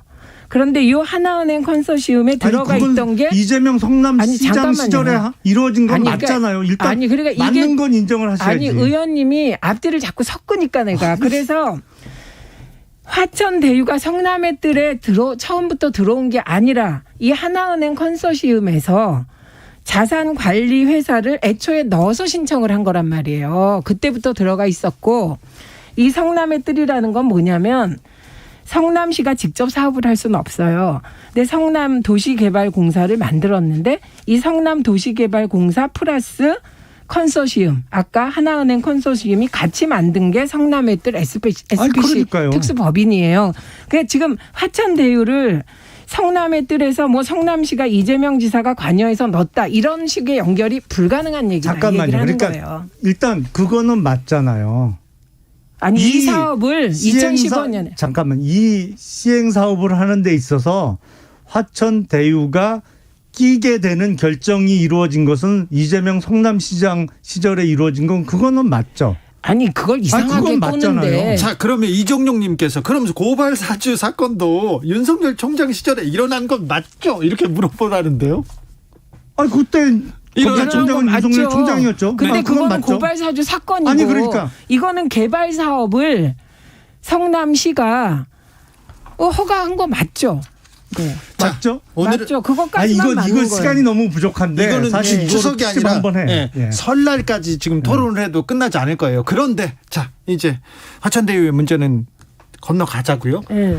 그런데 고발 사주는 사라지고 화천대유만 남아 있습니다. 지금 추석 밥상에 그렇게 봐야 되는 것 같습니다. 저는 이 부분에 있어서는 이낙연 캠프가 결정적인 공헌을 해서 윤석열 후보를 도왔다고 생각합니다. 왜냐하면 대선을 앞두면 되게 이게 정파적으로 갈라져서 사실은 민주당은 고발 사주에 집중해야 되고 뭐 이런 사안인데 국민의힘과 조선일보 등이 아무리 이 대장동을 얘기해도 민주당 내에서 이 부분을 방어해주면 이게 지배 의제가 되질 않는데 이낙연 캠프가 경선에 이거를 이용하다 보니 결과적으로는 고발 사주는 없어지고 지금 이 아무 문제가 없는 대장동만 남은 거거든요. 그러니까 이낙연 후보 되게 예쁘시죠?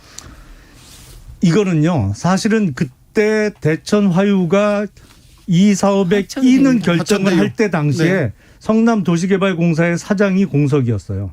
그리고 이재명 시장의 측근이 직무 대행을 할 때입니다.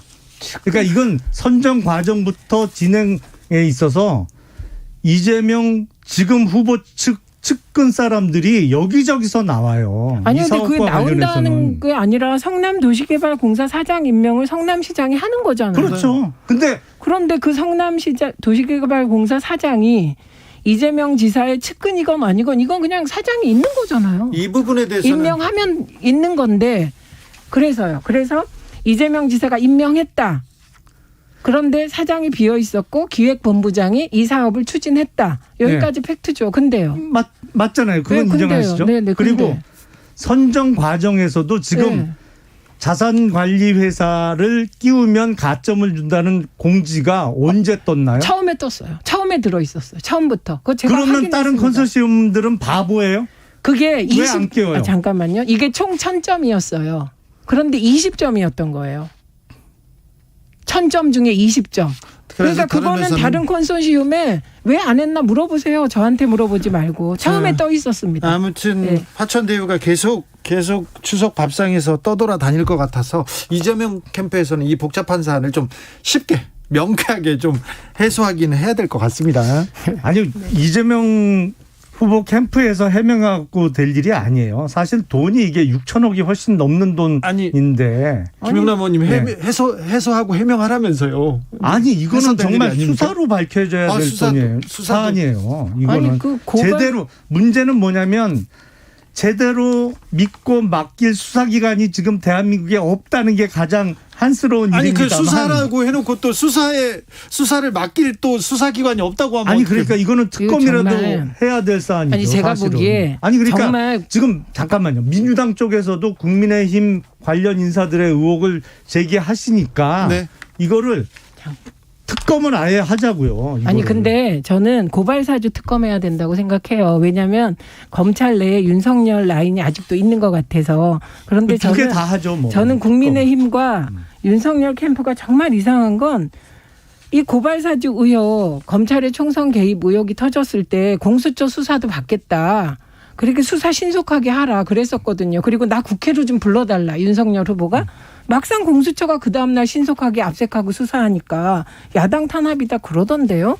그러니까 도대체 저는 국민의힘은 대한민국 국민과 공수처와 검찰과 모든 사람들에게 어떻게 하라는 건지 모르겠어요. 윤석열 후보는 지금도 언제라도 국회에 출석해서 그 사안에 대해서 설명드릴 용의가 있고요. 그리고 공수처의 문제를 제기하는 것은 하필 왜 담당 검사가 표창원 의원실 보좌관 출신을 거기다 앉혀놔갖고 그 이 사단을 만들어요. 아니요. 그게 아니라 그거는 그 다음 문제고. 왜 다음 문제예요? 아니, 공수처 구성 자체가 문제인데. 아니 그 검사 문제 제기를 한 건 그 다음 날이고요. 공수처가 압색할 때부터 왜 야당 탄압하냐 그러셨잖아요. 그러니까 여기까지 하죠. 오늘 추석인데 좀 살살해야 되는데 이게. 복된 추석 되세요. 김용남 의원님. 복 많이 받으세요. 최민희 의원님 복된 추석 되세요. 네, 메리 추석입니다. 네. 정치적 원의 시점 두 분 여기서 보내드리겠습니다. 감사합니다. 감사합니다. 정치 피로, 사건 사고로 인한 피로, 고달픈 일상에서 오는 피로. 오늘 시사하셨습니까? 경험해보세요. 들은 날과 안 들은 날의 차이. 여러분의 피로를 날려줄 저녁 한 끼 시사 추진우 라이브.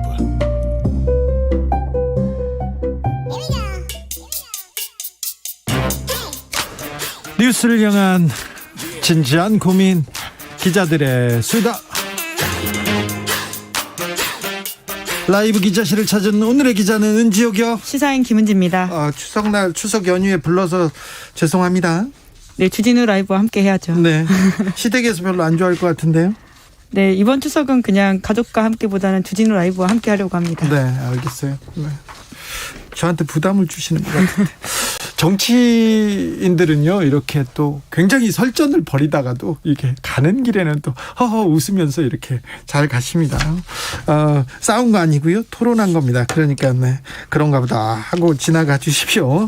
자, 오늘 준비한 첫 번째 뉴스부터 가볼까요? 네, 코로나19 1차 백신 접종률이 70%를 넘어섰습니다. 빠른 속도입니다. 저는 더 빨릴 거라고 생각됐어요. 뭐 하루에 100만 명, 200만 명씩 촥촥 맞을 줄 알았는데 아무튼 세계적으로 굉장히 빠른 속도입니다, 이제.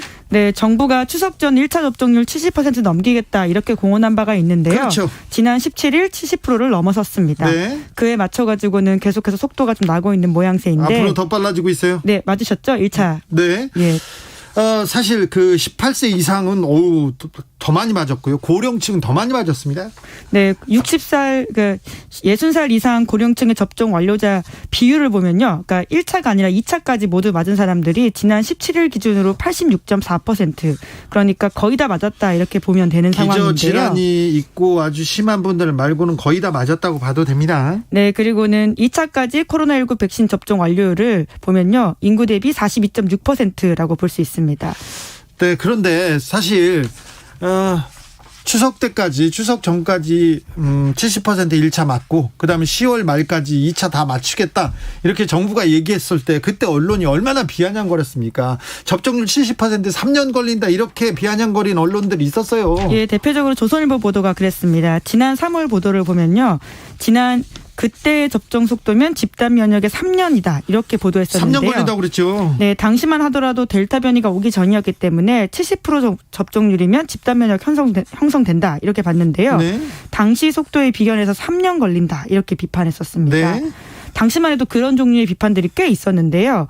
지난 4월 조선일보를 보면 11월 집단 면역 이러다가 끝. 그리고 같은 달 문화일보도 11월 집단 면역 물 건너가 이런 이야기를 4월부터 했었습니다. 그래서 뭐 르완다보다 낫다 이런 보도도 기억나요? 네, 4월 달 중앙일보 보도였었는데 르완다보다 낫다라는 이야기도 했었고요. 또 8월 달에는 콜롬비아보다 뒤쳐졌다 이런 이야기 했었는데요. 이걸 단독을 달고 막 보도했어요. 막 비아냥거렸습니다. 조선, 네. 중앙, 동아 할 것 없이 메이저 신문들 계속해서 그냥 저주의 구판을 벌이는 듯 이렇게 코로나 접종률, 백신 접종률 가지고 계속 비판했었죠. 네, 결과적으로 지금 기준으로 보면 르완다나 콜롬비아보다 한국의 접종률이 훨씬 높습니다. 당연하지. 누구하고 비교합니까? 지금 미국도 따라잡고 일본도 따라잡았죠? 네, 아직 따라잡은 것까지는 아니고요. 이제 비슷한 수준까지 올라왔는데 왜냐하면 미국과 유럽은 한국보다 훨씬 빨리 그리고 빠르게 시작을 했습니다. 네. 그럼에도 불구하고 접종 속도가 좀 지금 느려지고 있는 상황인데요. 예. 미국은 지난 5월 31일 1차 백신 접종률을 50% 기록했는데요. 그 이후부터 속도가 느려지고 있습니다.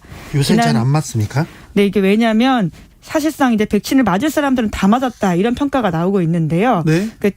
미국은 사실 어디든 가도 지금 약국만 가더라도 백신 놔준다 이런 이야기들이 있거든요. 네. 그럼에도 불구하고 백신 인프라가 좋은데도 맞지 않는 사람들이 있기 때문에 사실상 이제는 맞을 사람 다 맞은 게 아니냐 이런 이야기 나오고 있고요. 영국은 어떻습니까? 네, 영국도 비슷한 상황이라고 합니다.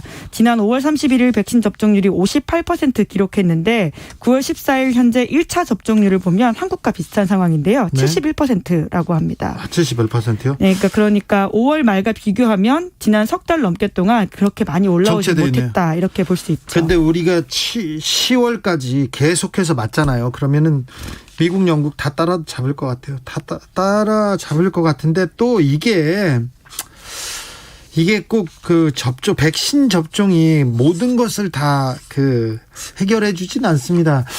80% 접종률이 넘었죠. 싱가포르에서는 2차까지. 네, 이제 그럼에도 불구하고 계속 확산세가 있다라고 하는데요. 이틀 연속 1000명대인데 싱가포르 인구가 580만 정도 되니까 굉장히 많은 수치죠. 네, 마스크를 계속 쓰고 위드 코로나여도 계속해서 경계를 좀 늦추지 않아야 된다. 이런 것들이 주는 교훈이 있는 것으로 보입니다. 알겠습니다. 아무튼 우리는 국민들이 방역 당국 잘 따르고 그리고 마스크 잘 쓰고 백신 잘 맞아서 다른 나라보다 먼저 코로나를 좀 극복하고 그러니까 위드 코로나로 가더라도 훨씬 안전하게 이렇게 생활할 것으로 보입니다. 네. 다음 뉴스로 가볼까요? 네, 국민의힘에서 뒤늦은 논쟁이 있는데요. 조국 수사가 과잉인지 아닌지 이야기가 되고 있습니다. 이거 홍준표 의원이 토론회에서 말해가지고 지금 조국수 홍 얘기 나오고 있죠. 네, 지난 9월 16일 국민의힘 대선 경선 후보자 토론회에서 나온 이슈인데요. 홍준표 의원이 그때 뭐라고 했습니까? 네, 하태경 의원의 질문에 답하면서 이렇게 답했는데요. 조국 수사가 잘못된 게 아니라 과잉 수사를 했다는 거다. 전 가족을 도륙하는 수사는 없다라고 말했습니다. 도륙이라는 단어를 썼어요? 네, 그러니까 도려냈다 뭐 이런 식의 이야기를 하는 건데요. 이에 대해서 당장 반박이 나왔습니다. 원희룡 전 제주지사는 정경심 교수는 2심까지 실형 유죄가 나왔는데 과연 도륙이냐 이렇게 반박을 했고요. 하태경 의원은 왜 조국 교수와 썸 타냐 이런 식으로 공격을 했습니다. 조국 교수 얘기는, 조국 전 장관 얘기는 보수든 진보든 나오기만 하면 이렇게 치열하게 다툽니다. 자, 페이북에도 뭐라고 썼더라고요. 네, 왜냐하면 토론회 이후에도 계속해서 연장전이 있었기 때문인데요. 공격을 받으니까 홍준표 의원이 다시 한번 자기 의견을 정리해서 올렸습니다. 뭐라고 썼어요? 예, 검사 출신인 자신의 경험들을 들고 나왔는데, 가족이 연루된 범죄는 대개 가족을 대표하는 사람만 구속하고 나머지는 불구속하거나 불입건하는 것이 제가 검사를 할 때 관례였다 이렇게 주장을 했는데요. 지금도 검찰에 불문율 같은 관례로 내려오고 있습니다.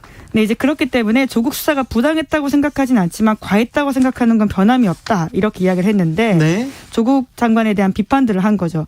사내답지 못하게 빠져나가려고 하는 바람에 그를 압박하기 위해서 부인, 동생, 사촌 줄지어 구속하고 딸까지 문제 삼았다 이런 식의 주장을 펼쳤습니다. 예. 그러니까 과잉이었다라는 이야기를 계속해서 하는 건데요.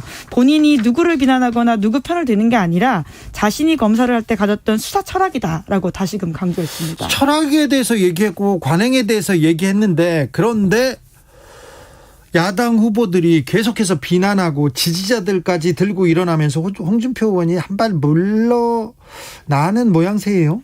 네, 왜냐하면 말씀처럼 국민의힘 내부에서 비판이 거셌는데요. 유승민 전 의원도 그리고 최재형 전 감사원장도 계속해서 비판을 했기 때문입니다. 유승민 전 의원은 조국 부부가 범법자인데 일가구 일범죄만 처벌해도 된다 이런 식의 생각은 어떤 근거냐라고 따져 물었고요. 그리고는 법의 관용은 약자를 위한 것이지 조국 일가를 위한 것이 아니다 이런 식의 이야기를 펼쳤습니다.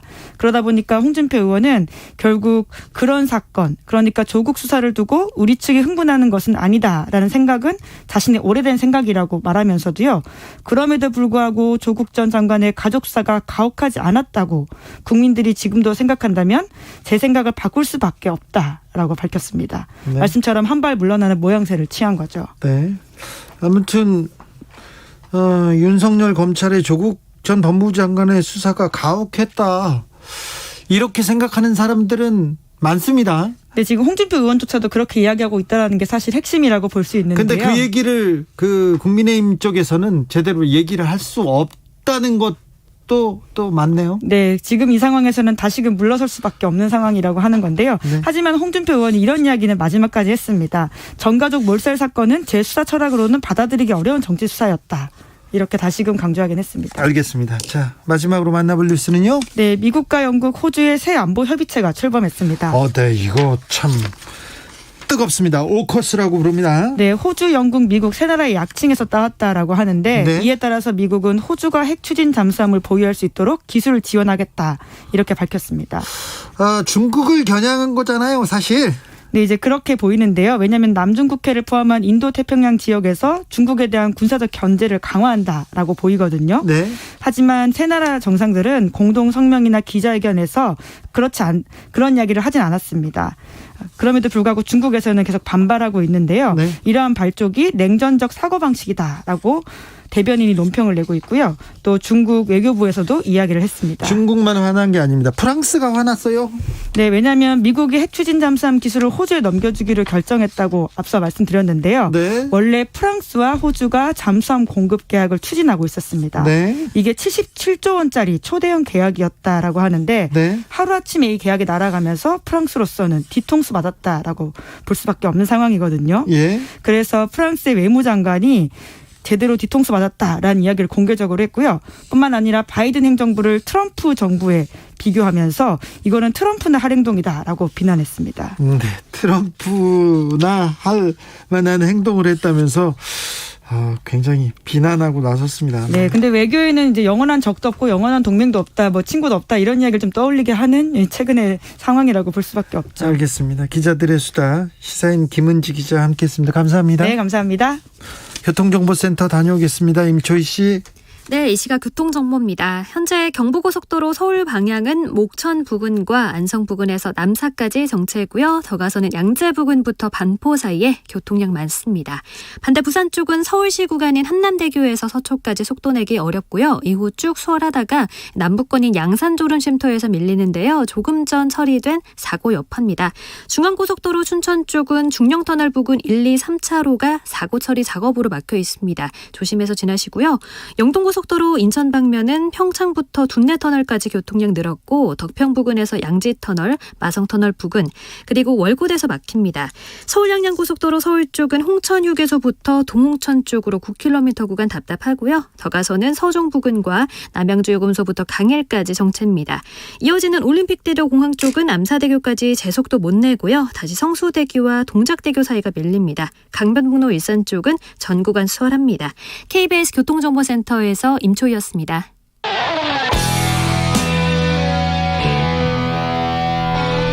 스치기만 해도 똑똑해진다. 드라이브 스루 시사 주진우 라이브.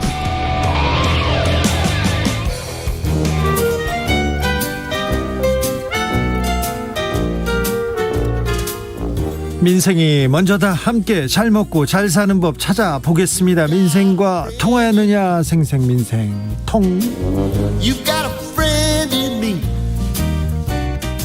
안진화 선화 민생생각 안진걸 민생경제연구상 어서 오세요.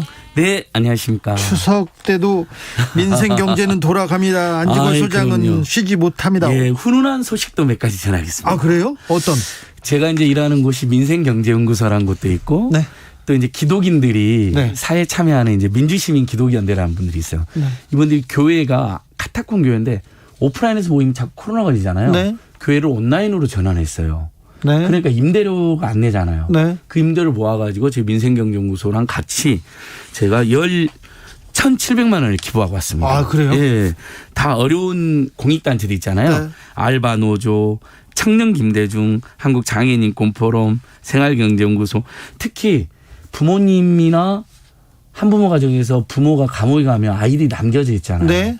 그런 가정이 전국에 아이들이 수만 명이랍니다. 그런 아이들만 돕는 세움이라는 단체가 있어요. 네. 거기에도 저희가 골고루 100만 원에서 200만 원씩 해서 1,700만 원을 기부하고 갔습니다. 이렇게 예.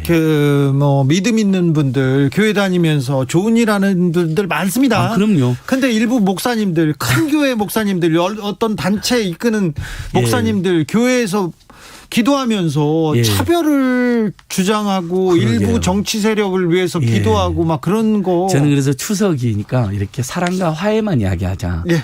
그러니까 이렇게 코로나도 조심하면서 그렇게 남은 임대료로 사회에 이렇게 기부하는 뜻 있는 기독인들이 매우 많다는 거 네. 오늘 꼭 말씀드리고 싶고요. 알겠습니다. 또 동네 제가 사는 강동구에서도 몇몇 시민들이 돈을 모아가지고 강동구 독거노인을 지원하는 단체가 있거든요. 네. 그다음에 학교 밖 청소년을 지원하는 단체에 기부를 하고 왔습니다. 그러니까 아이고. 이런 기부들이 추석 전에서 굉장히 많습니다. 네네. 예. 참 훌륭한 온정이 지금 퍼져갑니다. 예. 안진걸 소장님 예. 추석 맞아서 민생 꿀팁 좀 알려주세요. 자, 이미 이제 차례 비용을 많이 준비하셨을 텐데 네. 혹시라도 지금도 이제 오늘 저녁에 준비하시는 분들 추석 차례상 비용이 한 29만 8천 원인데요. 전통시장이 26만 원. 대형마트가 35만 원, 무려 8만 원이 전통시장이 저렴합니다. 아, 그러니까 전통시장에서 예. 준비하면 싸다 이거죠? 맞습니다. 그리고 이번에 다행히 이제 계란이나 닭고기 이런 건 좀 비싸긴 한데요.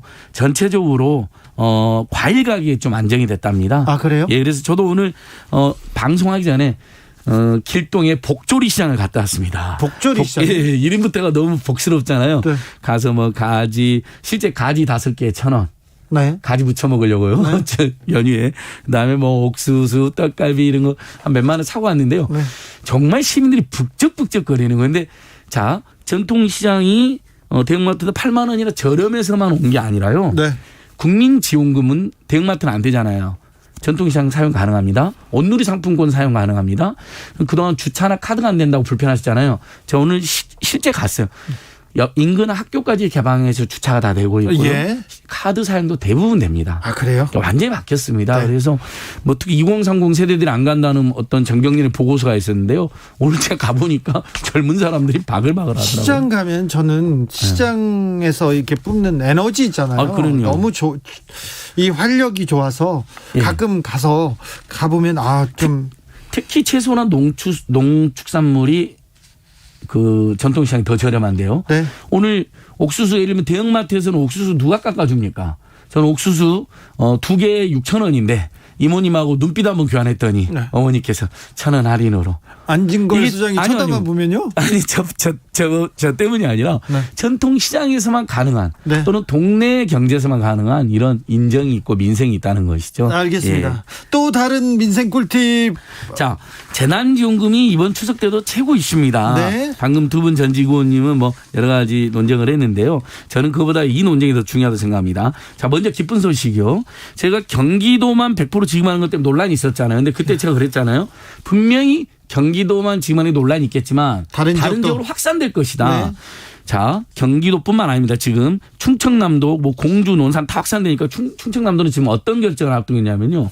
천안시만 약간 부정적이었는데 양승조 지사가 15개 시군구가 다 동의한다면 충남도에서 50%라도 지원할 테니 지자체 감당분을 그럼 100% 지급하겠다고 했는데 오늘 천안시에서 시장께서 그러면 우리도 동참한다. 충남도가 예산을 조금만 더 늘려달라. 그러니까 경기도에서 충청남도가 도민 전체기 지급하는 결정이 지금 눈앞에 와 있습니다. 추석 이후에 결정될 것 같고요. 강원도, 삼척, 정선, 철원, 화천, 양구, 인제 그리고 전라남도, 한평 그다음에 25개 전남도 22개에서 15개 시군구로 10에서 25만 원 지급하는 거 확대.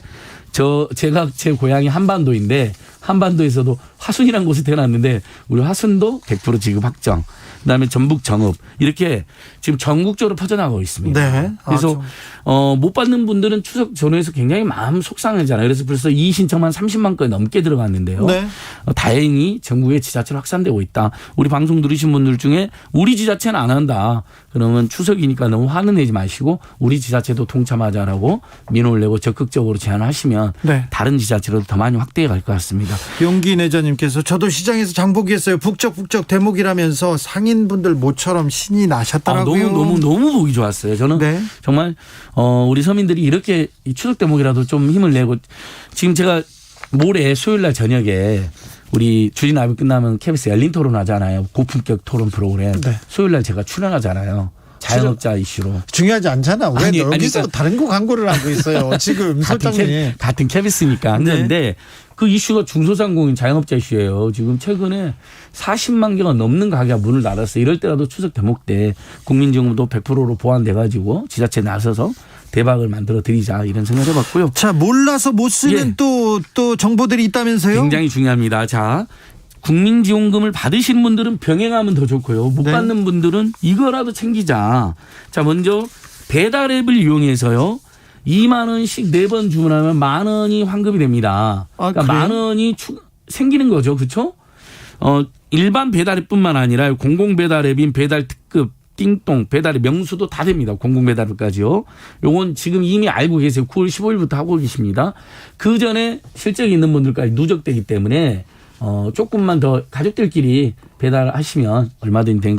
국민지원금으로는 배달이 안 되잖아요. 국민지원금으로는 사용하려면 직접 전화를 해가지고 배달앱 수수료 없이 자영업자들 카드수를 갖고 와라, 카드 가맹점을 갖고 와 결제를 갖고 와서 하면 되시고요. 자, 배달앱 안 쓰는 사람들은 또 다른 또 할인 혜택이 있습니까?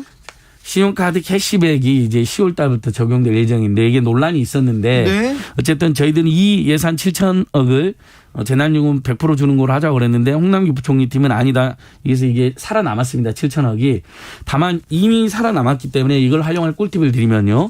4분의 2분기보다 10월 달에 신용카드 사용력이 늘어나면 예를 들면 100만 원이 늘어나면 그 100만 원의 10%인 10만 원을 이제 적립해 주는 겁니다. 최대 20만 원까지요. 그러니까 굉장히 도움이 되는 제도이죠.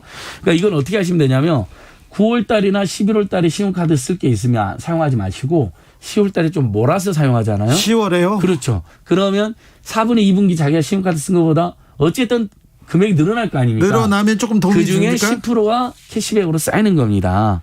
그러니까 이건 지원금 못 받는 분들이 지원금이랑 준해서 받을 수 있는 좋은 꿀팁은 되긴 하죠. 아무튼 9월 달, 11월 달에 돈을 쓰지 말고 10월에 웬만하면 몰아 써라. 카드는 예. 그때 쓰면 된다. 최대 20만 원까지. 네, 최대 예. 20만 원입니까? 예. 자, 그리고요. 그리고 또 농수축산물 할인 제도가 있습니다. 이 네. 부분은 제가 마트에 확인해 보니까요. 온라인에서 쿠폰을 받는 방법도 있고요. 마트에 가보면 이미 그 종목이 정해져 있습니다.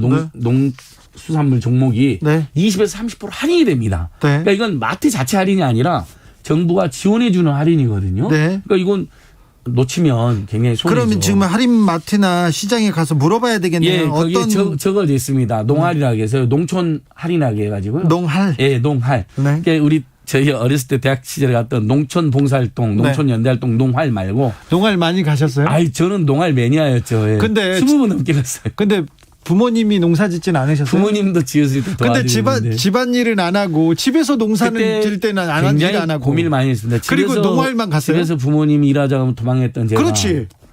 민중을 사랑한다는 명분하에 다른 데 가서 열심히 농활하면서 이런 이율 배반적인 부모님에 대한 사랑도 깨닫게 되는 거기서? 계기였는데요. 거기서? 예.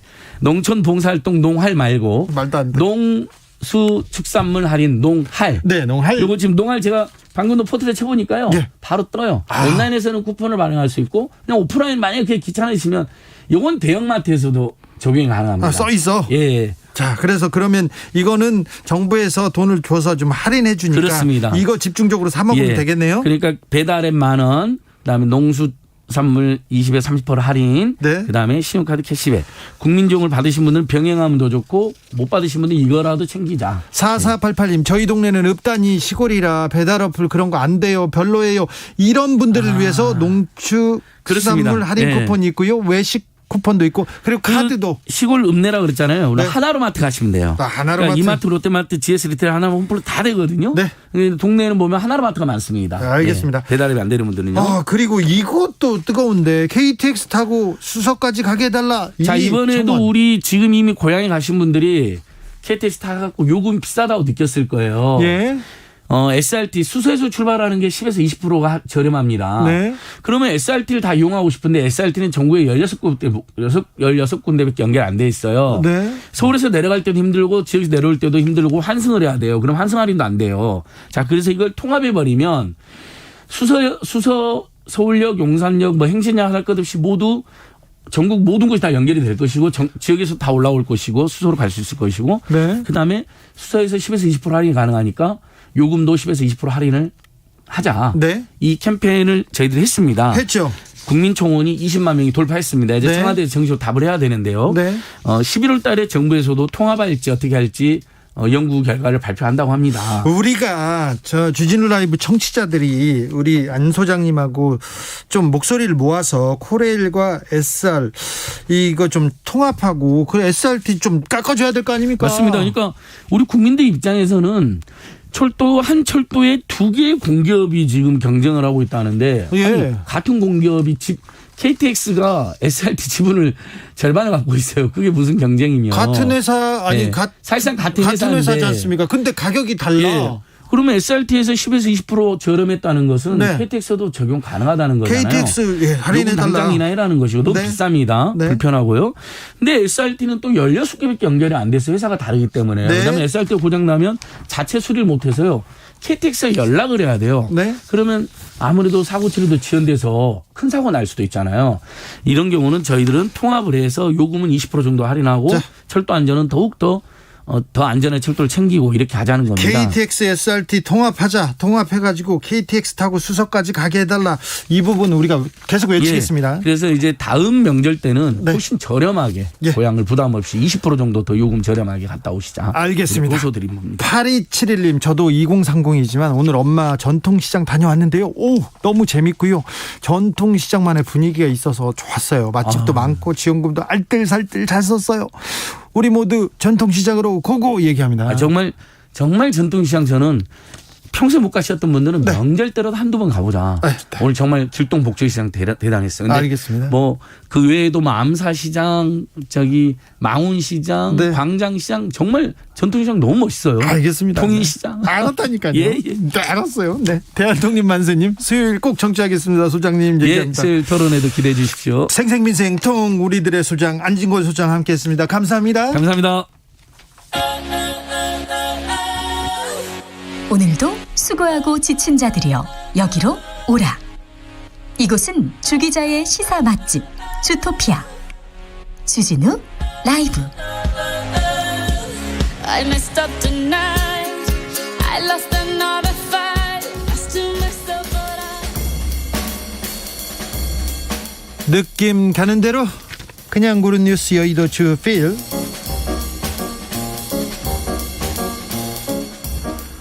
내가 누군지 알겠어. 2개월 만에 요양병원서 다시 마주 앉은 노부부. 뉴시스 기사인데요. 내가 누군지 알겠어. 잘 있었어. 얼굴은 좀 나아졌네.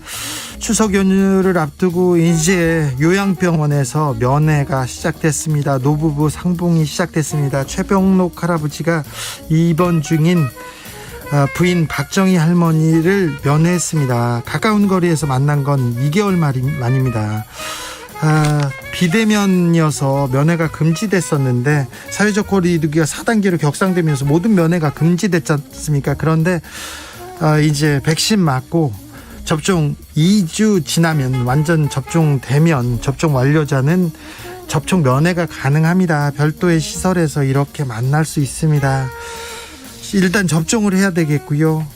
그래서 이제 먼 발치에서 보던 사람들을 이렇게 가까이서 만나게 됐다고 합니다. 네. 빨리 코로나에서 우리가 벗어나서 이렇게 병원 면회는 좀 해야 되는데 가족들끼리는 보고 살아야 되는데 참 사진만 봐도 뭉클하고 안타깝습니다. 이런 분들이 너무 많습니다. 주변에 가족을 보고 싶어도 볼 수 없는 상황이 너무 계속되고 있어서 안타깝습니다. 그래서 빨리 이 할머니들 할아버지들 만나실 수 있도록 두 사람이 이렇게 마주보고 손 잡을 수 있도록 우리가 코로나 시대에 조금 더 조심하고 사회적 거리두기 하고 마스크 쓰고 백신 잘 맞고 그래야 될 것 같습니다. 추석 연휴 행복하시고 건강하시길만 빌겠습니다. 주진우 라이브 여기서 마치겠습니다. 돌발 퀴즈의 정답은 다이너마이트입니다. 다이너마이트. 네, 성시경의 두 사람 들으면서 저는 여기서 물러나겠습니다. 내일 추석날입니다. 복된 추석 되고요. 추석날에도 주진우 라이브는 여러분과 생방송으로 함께 하겠습니다. 저는 내일 오후 5시 5분에 생방송으로 함께합니다. 지금까지 주진우였습니다.